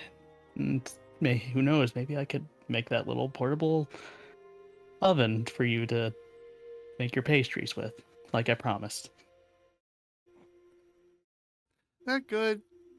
Glorbo mom got mad last time because Glorbo almost burned down mom house. Well, it was a work in progress.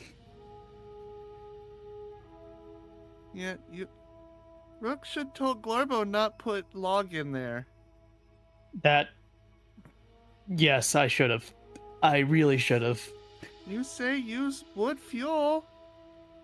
It's, well, not that much. That what Dad used in fire? It's small. It may be magical, but it doesn't need. Not the point. Listen. You can just go on. I'll call you back when I'm done, okay? Okay. And we can hang out. Glorbo, go explore around Rook's secret hideaway. Don't explore too much. He's already gone. Explore a lot? What? Okay. Okay, he's back. No, don't explore. I'm glad I only told him about this place, because if anyone else find out about it, I would lose my fucking head. All right, with that, Glorbo heads out. Rook returns to his very important work. And Glorbo, as he continues, he goes out and about around the area around the cave that Rook has, and we'll rejoin him in the woods. So Yay. Let's go, friend. Yeah. Glorbo, love woods. All right. Let me change music scene. Why do I feel like I made a mistake? All right. Glorbo, as you're out trekking through the woods, having a grand old time, you see this small fairy up the road ahead of you, kind of flitting around. Butterfly! Glorbo will rush over to the butterfly. And as you begin running to it, begins kind of just keeping out of your grasp, kind of flying, continuing down the path. Alright, Glorbo will keep running after it, kind of giggling to himself, just like, ah, butterfly! And it just continues to kind of just kind of Tinkerbell-esque, kind of wispy, kind of just staying just out of your reach. You just can't quite grab it as it continues flying. That's not hard. Glorbo's small. And you notice these giant mushrooms that you really haven't seen before? But Glorbo will get those after he get butterfly. Rook will be so happy for giant mushroom.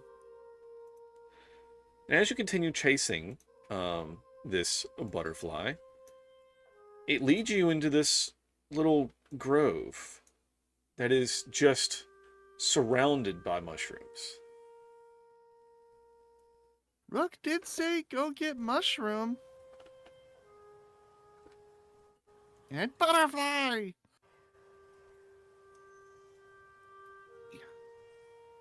He'll keep chasing after the butterfly. And the butterfly kind of continues flying over and kind of alights on this large rock. Alright, Glorbo What are you will doing? try... Sorry. Okay. Anyway, as you run up to the rock, yeah, you're kind of like trying to reach up and kind of trying to grab for Yeah. the butterfly that's kind of on this rock. try and climb the rock and... Yeah, as you're Yeah. trying to climb the rock and all, and as you're touching it, it begins to kind of softly glow, which you really don't notice because you're kind of preoccupied. Yeah. And as it continues to glow, you suddenly just feel really, really sleepy. Oh no. Rook right. Glorbo get... Glorbo nap. And you kind of sink down and kind of lean your back against the rock and just fall into a slumber. Glorbo nap. And as you are sleeping, you begin to dream. And suddenly in this dream, you're underwater. Well, and as you try to kind of like, you can't breathe. You're underwater. Yep, and you start flailing around. You're trying to get your bearings, and you kind of there's some diffuse light coming from above. Swim. And so you swim. All his little Glorbo abilities. And give me let's say a con save. As you're trying to hold your breath and get up to the surface. Constitution. Yep. All right, so you manage in the panic of this moment, you manage to hold your breath as you're swimming until you get to the surface, and you suddenly break through the surface of the water, and as you look around, you're in a strange place, full of vibrant colors and fauna that you've never seen before. It's pretty. And you're in kind of this sunken pool here in this clearing. Alright, Glorbo's gonna kind of swim over to the edge. Hop up on the ground. Just look around. Give me a perception check. This will clearly go well, as Glorbo has been known to just be fantastic at these.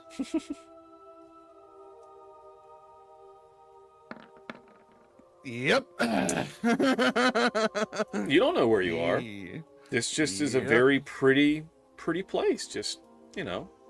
That tracks. Glorbo's gonna go wandering around. All right. Oh, what this? What that? Blue tree. And so you begin wandering till you come across. Let's see.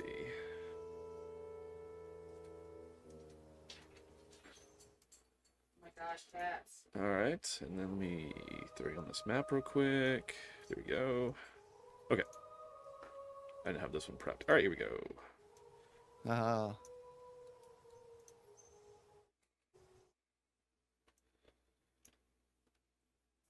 And you come across, and you're in this beautiful place, and you just have no idea where you are, and that nothing here seems as if you've ever seen this before. This is totally wild and just foreign to you.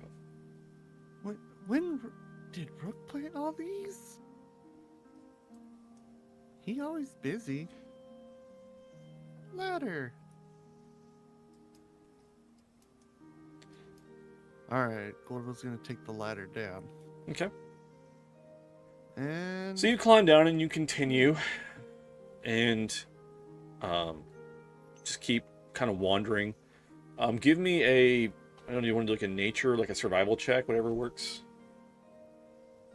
Yep, you know, again, these are all things that... Right, I'm sure you're great I do at. have a survival. I do have survival.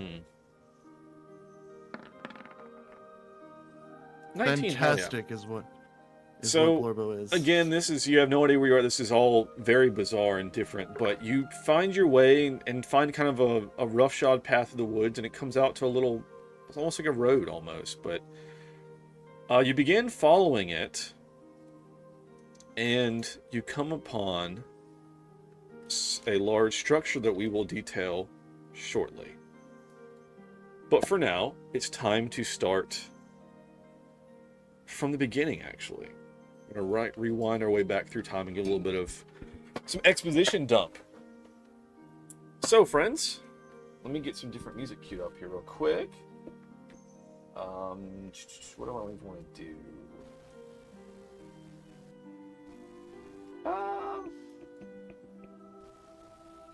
This one sounds interesting. Okay. So, let me pull up an image real quick. Okay, create new image. Those that are joining us, the rest of the party can now hop in if you would like. Yeah, buddy. Yeah. What if I don't? Then fucking don't. Do what you want.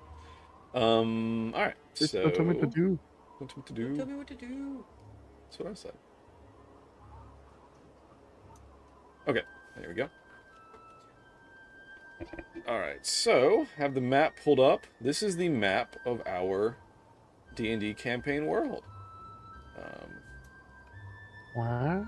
Wow. Oh, and wowsin. Camera is messing up. Sweet. So before I introduce the rest of our party, I'm going to give... I'm just going to do a little bit of exposition here, guys. Alright, so... Our story today begins long before the children of Brydell ventured forth to Amberhall, before the conflict in Cydonia led to an aerial calamity, before even a group of peacekeepers found themselves facing fate in a green chapel. I'll move this where I can see a little better. Alright. Before the kingdom of Encore was forged by the concord of the city-states, the map looked very different. The one you see before you now. The might of Ironvale served as warden of the frigid north. At the foot of the... I have to correct this. Eastern Mountains, because fucking directions are a thing. At the foot of the Eastern Mountains... You're welcome. Thanks. Laid Faulkner, a hub of mining and industry. The southern desert stood the citadel of Karad. Stood, or should I say, walked. Amongst the central plateau, where the twin rivers meet, stood the formidable Fort Ducanus, the future foundation of a city we now know by the color of its halls. But it's on the western coast we find interest. From the port city of Sifrite, war was brewing. So we have several characters here tonight that we're going to be going through kind of some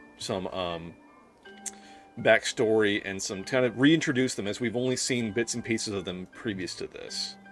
I think the only easy way to do this, honestly, is just to roll some initiative to see who's going first and stuff. So, oh yeah, I'm totally good at that. Everyone with your characters, go ahead and roll me initiative so we can figure out what backstory we're reading, kind of when, where, what.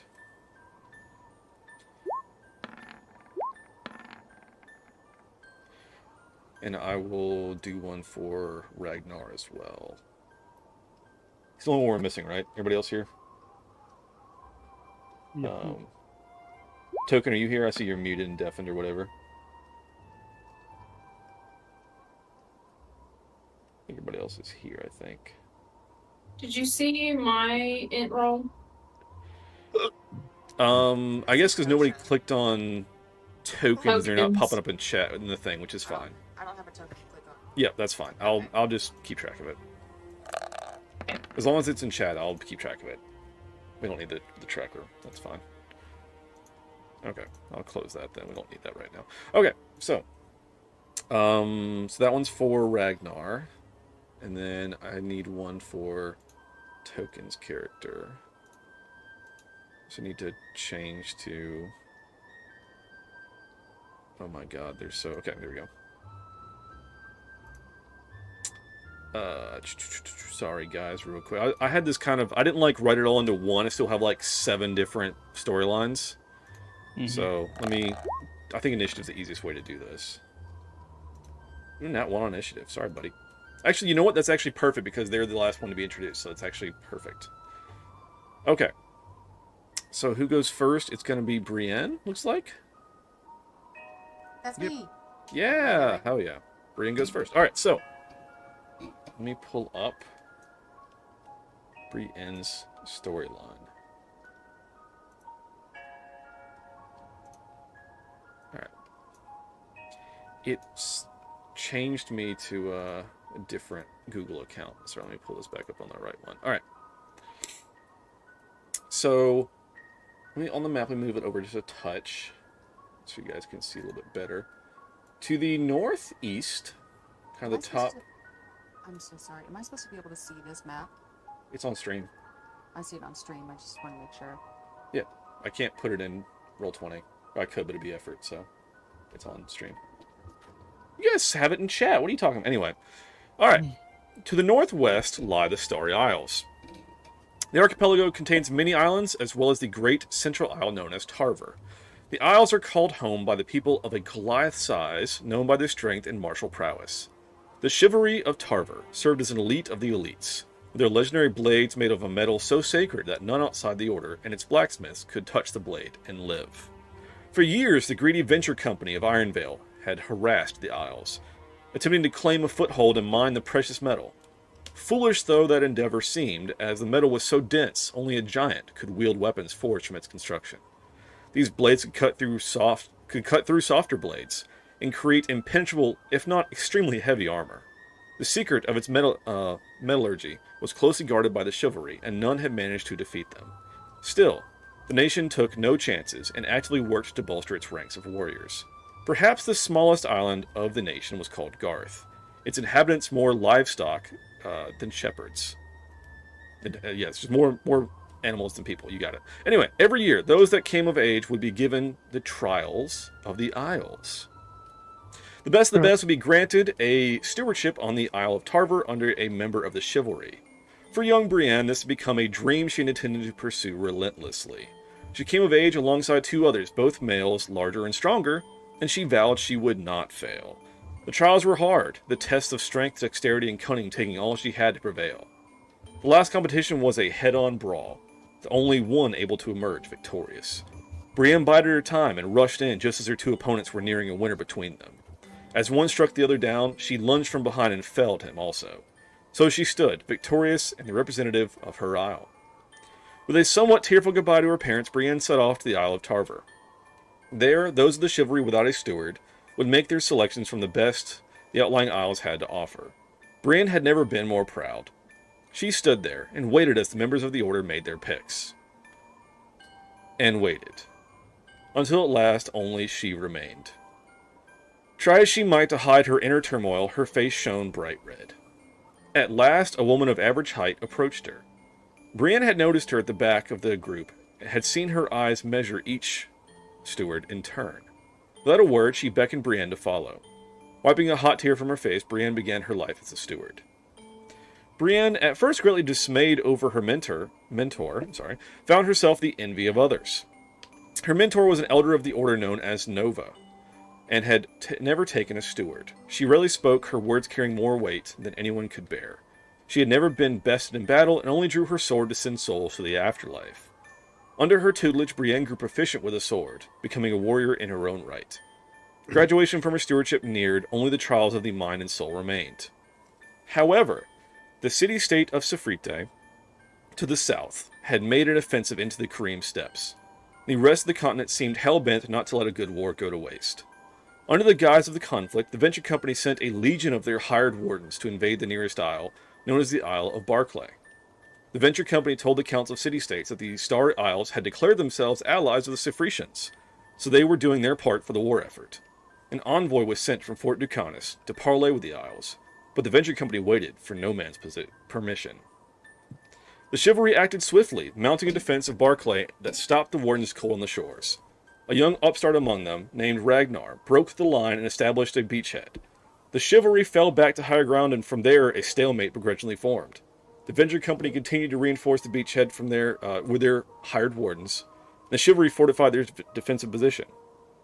A sort of killing zone formed between the lines. Finally, a yell went up from the defenses to hold fast and listen. From the lines emerged Nova, leading an envoy that had arrived from the council. Crossing to the center of the gap, she beckoned all to hear. The envoy stated that the venture company's actions were illegal. The Star Isles held no alliance with the Safritians, and the assault must be halted immediately lest they face the wrath of the rest of the city-states. The wardens of Ironvale stood down, began to withdraw to the ships. A venture company loyalist raised his sword and led a charge of 100 company men across the killing fields. Seeing it all unfold in seemingly slow motion, Brienne hopped to the defensive line and rushed to the aid of her mentor. Nova stood her ground and slowly unsheathed her sword. The blade shone black as midnight, a sight few had ever beheld and lived. Brienne felt miles away as her mentor was beset by the onslaught of men. They began to fall, but there were simply too many. A rush of wardens stormed out after them, seemingly joining in the attack. Brienne joined her mentor's side just as Nova began to fall to her knees, bleeding profusely from multiple spears still protruding from her abdomen. She slumped forward and the spears pushed out her back. As a steward, Brienne had not yet earned her sword. In this moment, all thoughts left her. More company men pushed up, followed swiftly by the wardens. Without a thought, Brienne grabbed the blade of Nova and lifted it to meet the attackers. She cut down the first, the second, and the third. The fourth took a sword to the back, and as he fell forward, the warden known as Ragnar stood holding the sword. With slow purpose, he withdrew it from the back of the company man and slowly cleaned it against his cloak before sheathing it.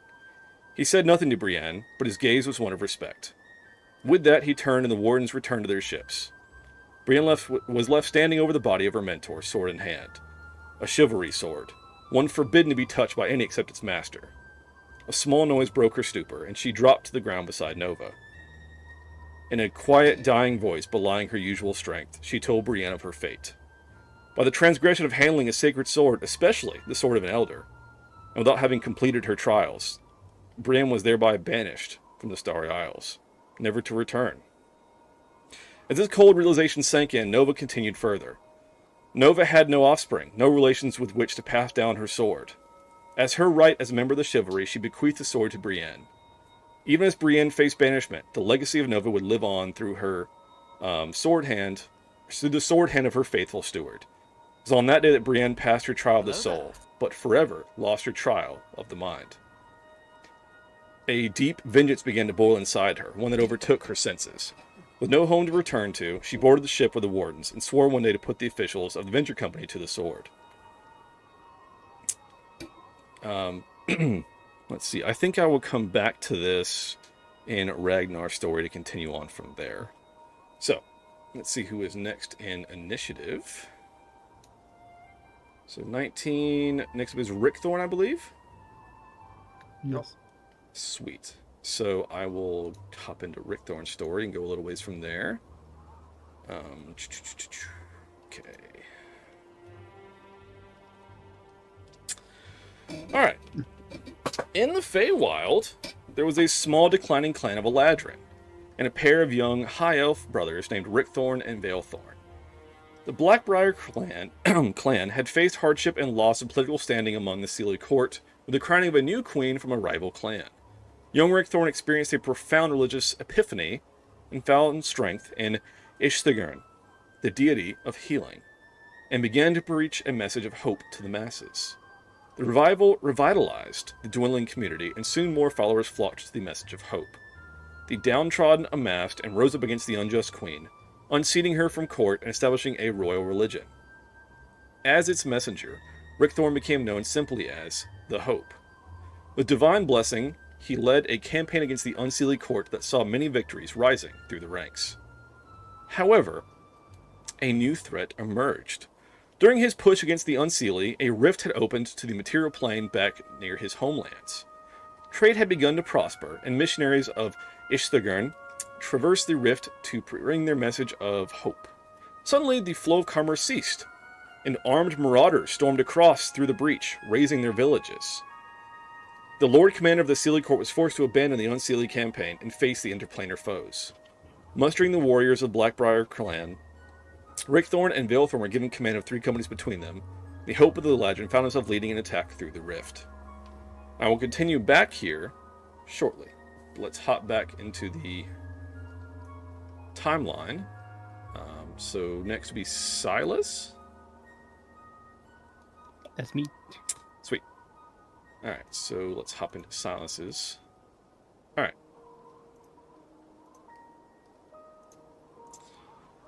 Unbeknownst to many, the ancient city of Falconer had a ruling class that never saw the light of day. Yes, behind the scenes of it all was a society of vampires. One such vampire lord had a spawn named Silas that, like so many, was tasked to go out at night and bring in food for the masters. On one such hunt, Silas ventured out further than ever before. He felt if he could find a rare enough prize, he might improve his station. He came to a wood known as the Cradle, and within it he found a wiry old woman. She seemed kindly, and hardly worthy of all his effort as a meal, but he knew better than to go back empty-handed.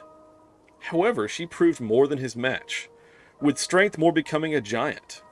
Revealing her true self at last, the hag was on the verge of his destruction. Pleading quickly, he bemoaned his indentured servitude to his vampire lord, and begged for her mercy.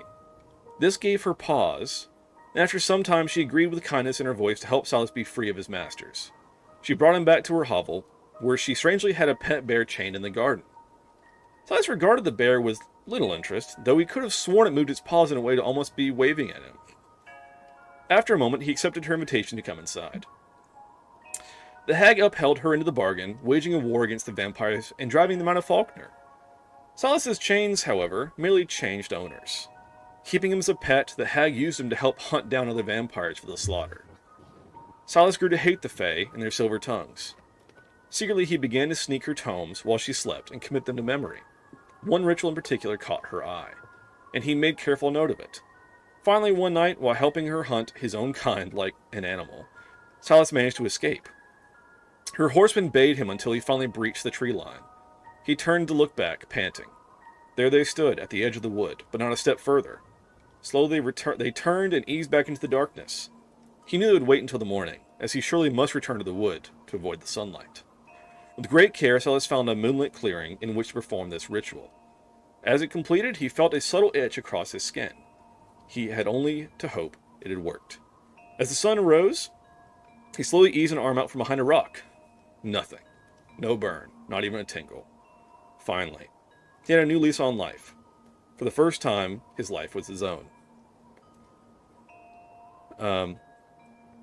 Suddenly finding himself as just another face in the workforce, earning a living was hard, grueling work. One day he saw a flyer on the bulletin board for a recruitment drive. Join the Royal Militia, earn steady pay, and have a roof over your head. For all that his independence meant to him, could he really go back into servitude? No, this was his choice. That's what made the difference. Choice. And we'll cut away from there. Do that to the story, the timeline. Next is going to be... I think Ragnar is up next. Right? Ragnar? Yeah. Mm-hmm. Okay. Go. Alright. Let me get something to drink real quick. Wet the old whistle. Gross. Joke. Anyway. Can you feel it? That cold that just seeps into your bones. One of the most hostile environments found in our realm lies to the frigid north. Only the wardens of Irondale dare venture beyond the white curtain. But greed has made far better men do far madder things, has it not? Nestled in the crevices and crags of the frigid north are seams of gems, precious minerals and metals, and the legendary frost diamonds. The Adventure Company pays wardens and pays well to guard and guide their prospectors to these seams and to safely return. Such was the rearing of a man named Ragnar. Tagging along in expeditions almost since he could walk, he became baptized into what is known as the Way of the White. Paid handsomely for his protection, Ragnar spent his youth fighting off the likes of wolves, bears, frost trolls, and blizzards without end. One run he would remember forever. It was a true whiteout, and you couldn't see your hand in front of your face. He had lost track of his comrades and his caravan. He sought out shelter in some ice caves, and among the caves, out of the shadows, appeared a dire bear. At first, of course, he assumed it wanted nothing more than to have him as dinner. He stood his ground, yelling at the beast, "Well, go on then! Try your worst!" He took a mighty swing at it with his axe, only for it to swipe it away with its paw, leaving him with only his 2 hands and 2 legs for protection. He showed no fear because he knew no fear. He ran at it and wrestled the bear for what seemed like hours. Exhausted, they both fell to the ground. Ragnar blacked out. When he awoke, his eyes could hardly convince him of what he saw, as his head was resting on the bear's fur as it slept. Once the blizzard finally slaked its wrath, he found his way back to camp. Though all thought him lost or dead, he returned more than a man that day. And so it was, but rumblings to the south would soon set him about a new path of fate. Sifrite had launched an offensive into the Kareem Steppes in direct violation of the Compact of City-States. The call had gone out to quell the aggressor. The Venture Company announced a campaign against the Starry Isles, who had allied themselves with Sifrite.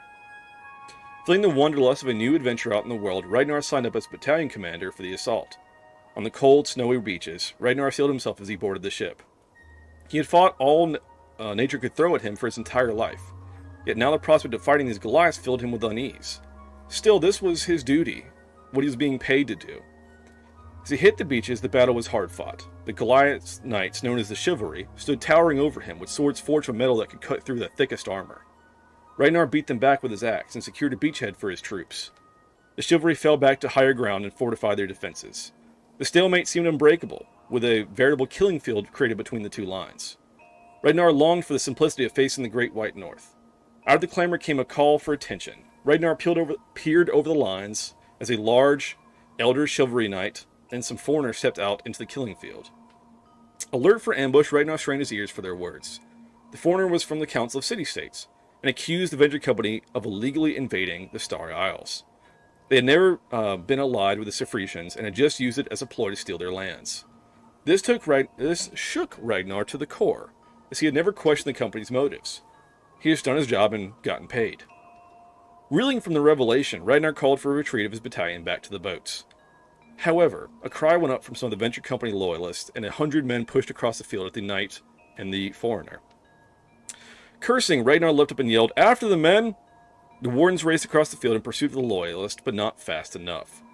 The chivalric knight mowed down countless foes, but alas could not withstand the sheer number of attacks. Ragnar began cutting his way through their rear line, felling two before plunging his sword into the back of another. As they slowly fell to the ground, Ragnar was face to face with a young Goliath woman, with a berserk look in her eyes. She stood over the fallen knight, holding the knight's sword in unyielding hands. Ragnar gave her a gaze of respect and called for his men to board ships. The fight here was done. The real enemy of peace lay to the south. Ragnar was struck with internal conflict over the actions of the Venture Company. They were simply too big and too wealthy. What chance could he stand? Startled out of his thoughts, Ragnar saw the Goliath woman board his ship. She said her name was Brienne, and she had been banished from the Starry Isles. She just wanted to fight, to kill. Ragnar knew that look, knew what it meant. He relented, and the wardens, accompanied by a disavowed knight of chivalry, headed to Sefrite.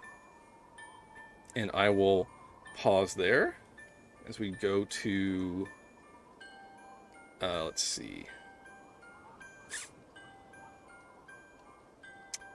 It's going to be Kumatani's, I believe, right? Yeah. Nice. All right. A great background. Oh, my daddy.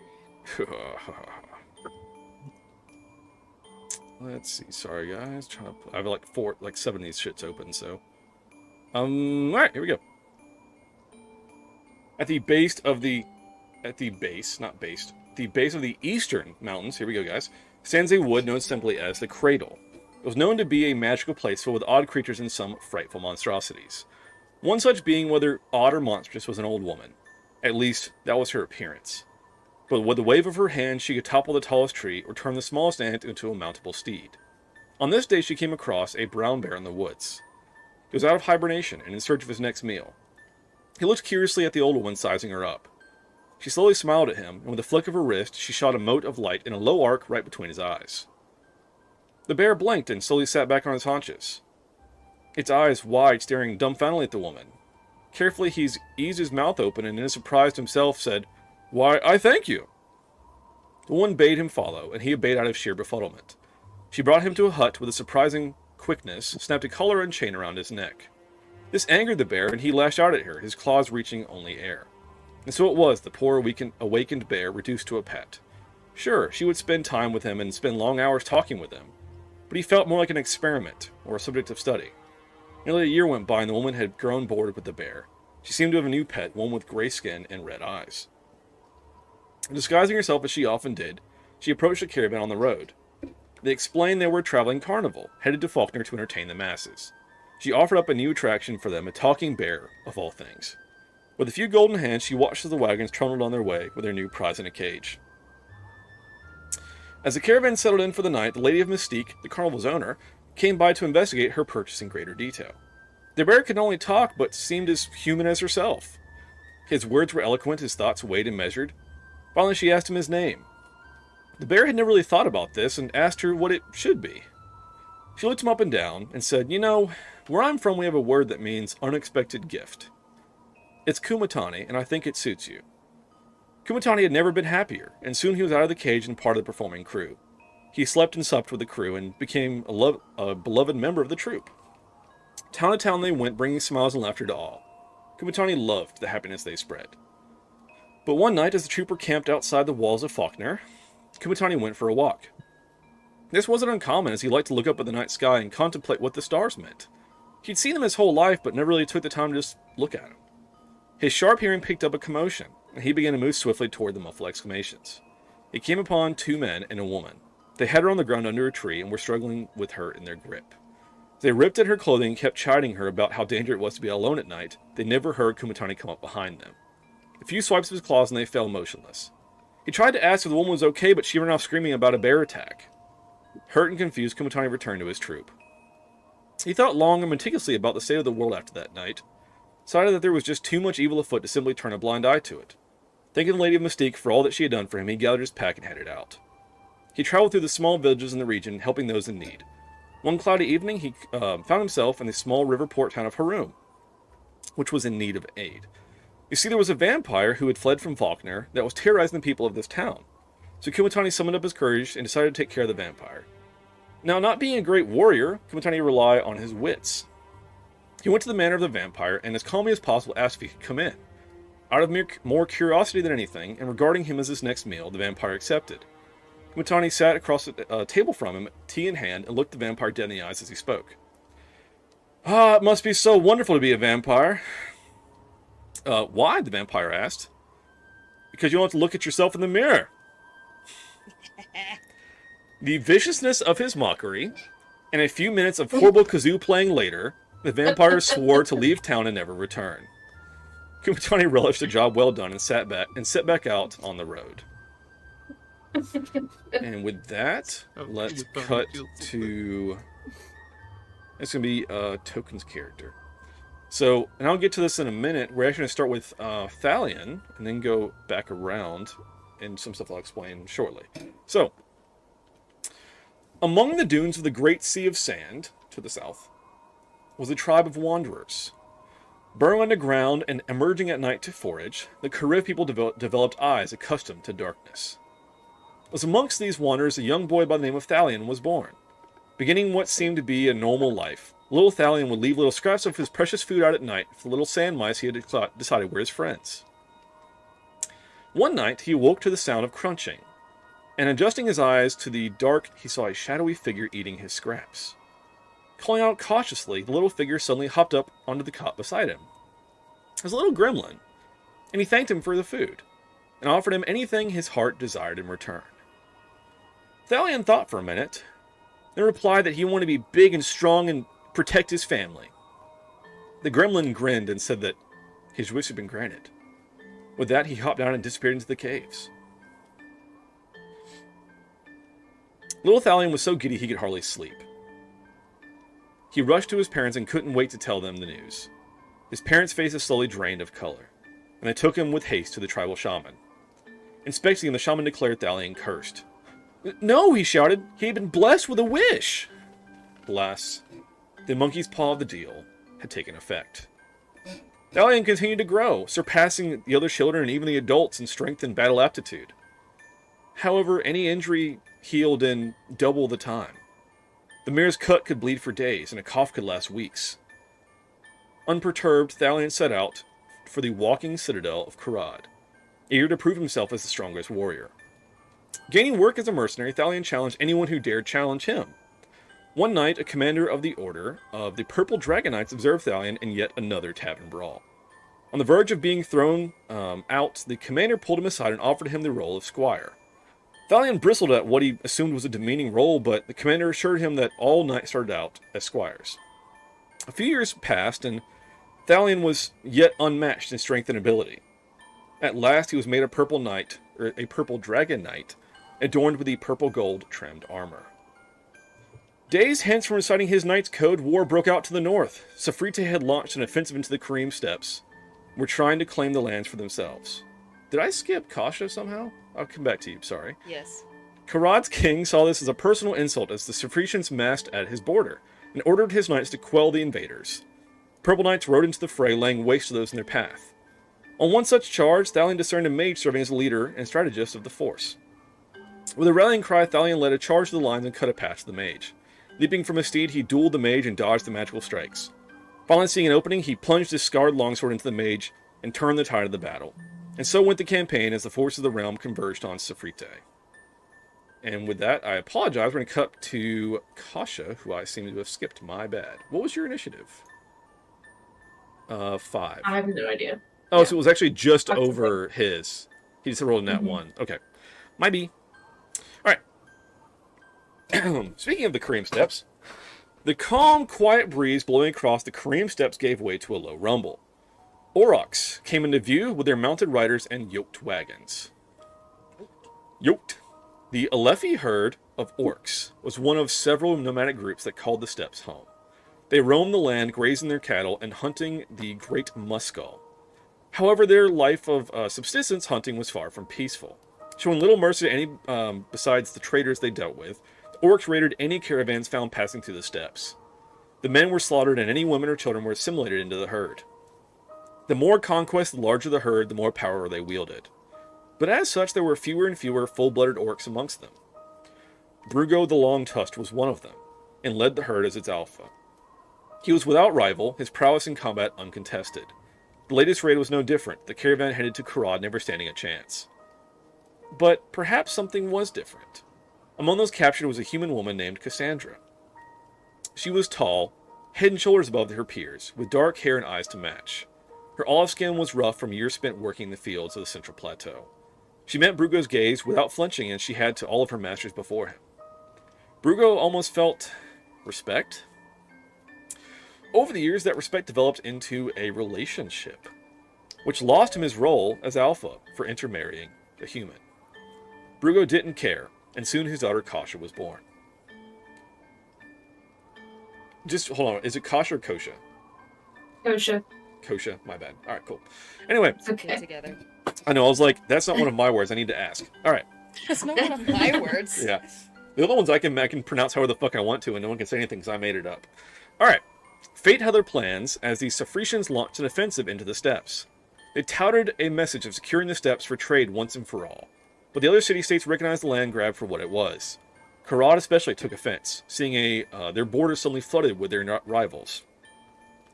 The Alefi herd rode hard against the Sifritians and caused great casualties, but they simply stood no match against the might and magic of their foe.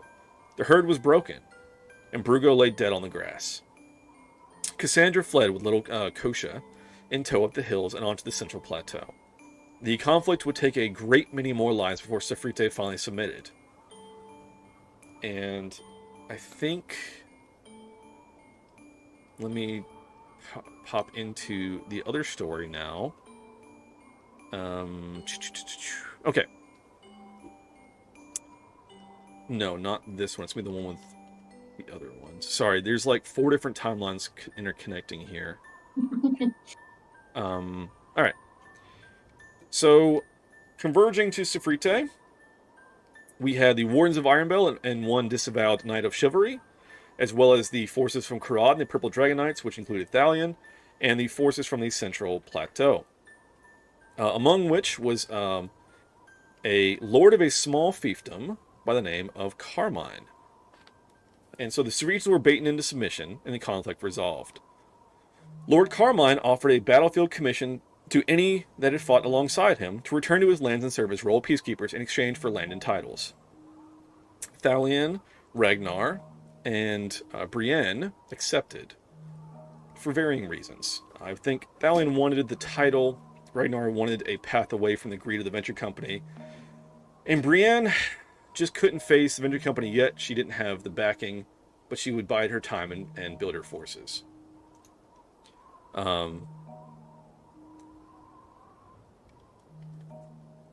So, with that, a new concord was established, with Sifrite taking the full brunt of the reparations and tariffs. Of course, the nomadic herds of orcs would never be the same. Karad quietly used the conflict to establish outposts in the steppes, and the remaining orcs were moved onto reservations. Without the freedom to roam and graze, their herds became unsustainable and many starved. Those that survived found work as laborers for the great houses of Karad, and once more the steppes grew quiet. So Cassandra and Kosha settled in a farming community near Fort Ducanis, the very fields Cassandra had worked before being sold. Life was hard for the pair, as prejudice against Kosha's half-orc blood only worsened as her tusk came in. Against the protests of her mother, Kosha signed up for the Ducanis military. Servitude guaranteed citizenship, regardless of race or creed. As a citizen, Kosha could secure a living for herself and her mother. The strength of her orc bloodline saw her rise to the ranks as a fearsome warrior, though she possessed none of the quick wits of her mother. Still, the name of Kosha would become known after a siege by the forces of Windshale. So Windshale was home to the descendants of dragons, and these dragon humanoid variants believed themselves inheritors of the world. Pushing south, they raised Faulkner in the throes of its political upheaval and came upon Fort Ducanis. There they began a siege that turned into months. No end seemed in sight as the other city-states refused aid, awaiting the outcome. Alas, one night, a young half-orc named Kosha led a small cadre of soldiers out of the walls as shadows in the darkness and infiltrated the enemy's camp. A grand tent of resplendent colors caught her eye, and as her companions slit the throats of the guards, Kosha slipped inside. There, in the throes of passion with what appeared to be a slender kobold servant, was the Dragonborn leader known as Fidalko. As an abashed Kosha regarded him, he quickly leapt up and grabbed his sword fully in the buff. They clashed swords, but he proved no match for her strength. As she plunged her axe into his abdomen and his blood slowly covered his nudity, Kosha reached down and picked up his sword. As she inspected it, it gave off a faint blue glow. Holding it aloft, the tent was suddenly bathed in moonlight. Outside the tent, the sound of battle erupted as the main army descended on the siege works in force. While their leader, the Dragonborn, were routed and driven back beyond even Faulkner. Kosha and the Moonlight Blade had earned her place among the soldiers. The tale of her accosting the naked Dragonborn became legend. Alright, so let me go back to this other story. Alright. Stymied by the reparations and sanctions imposed after their failed land grab attempt in the Kareem Steppes, the economy of Safrite was in shambles. The city's leadership, guided by the clandestine order of ethereal prescience, placed their faith in the Magi, Hallister Grey. Hallister had discovered the secret of planar travel and opened a rift into the Feywild. This new source of trade and magic was a boon to the starving city, and for a time there was peace. However, as relations continued to develop, the intermixing of Fey, their religion, and the races of the material plane spun up extremist groups. One such group gained the support of Hallister himself, calling themselves Grey Cloaks. And they rapidly increased in power and followers, spouting messages of hate. Tension boiled over one night as they took to the streets, smashing windows, burning businesses, and murdering anyone Fey or Fey-friendly. Convincing the council, or perhaps hypnotizing them with Hallister's help, the Grey Cloaks formed up an army of townspeople and began wiping out the Fey population. Not satiated, they began raiding expeditions into the Feywild itself, pillaging peaceful villages and burning sacred groves. So, this brings us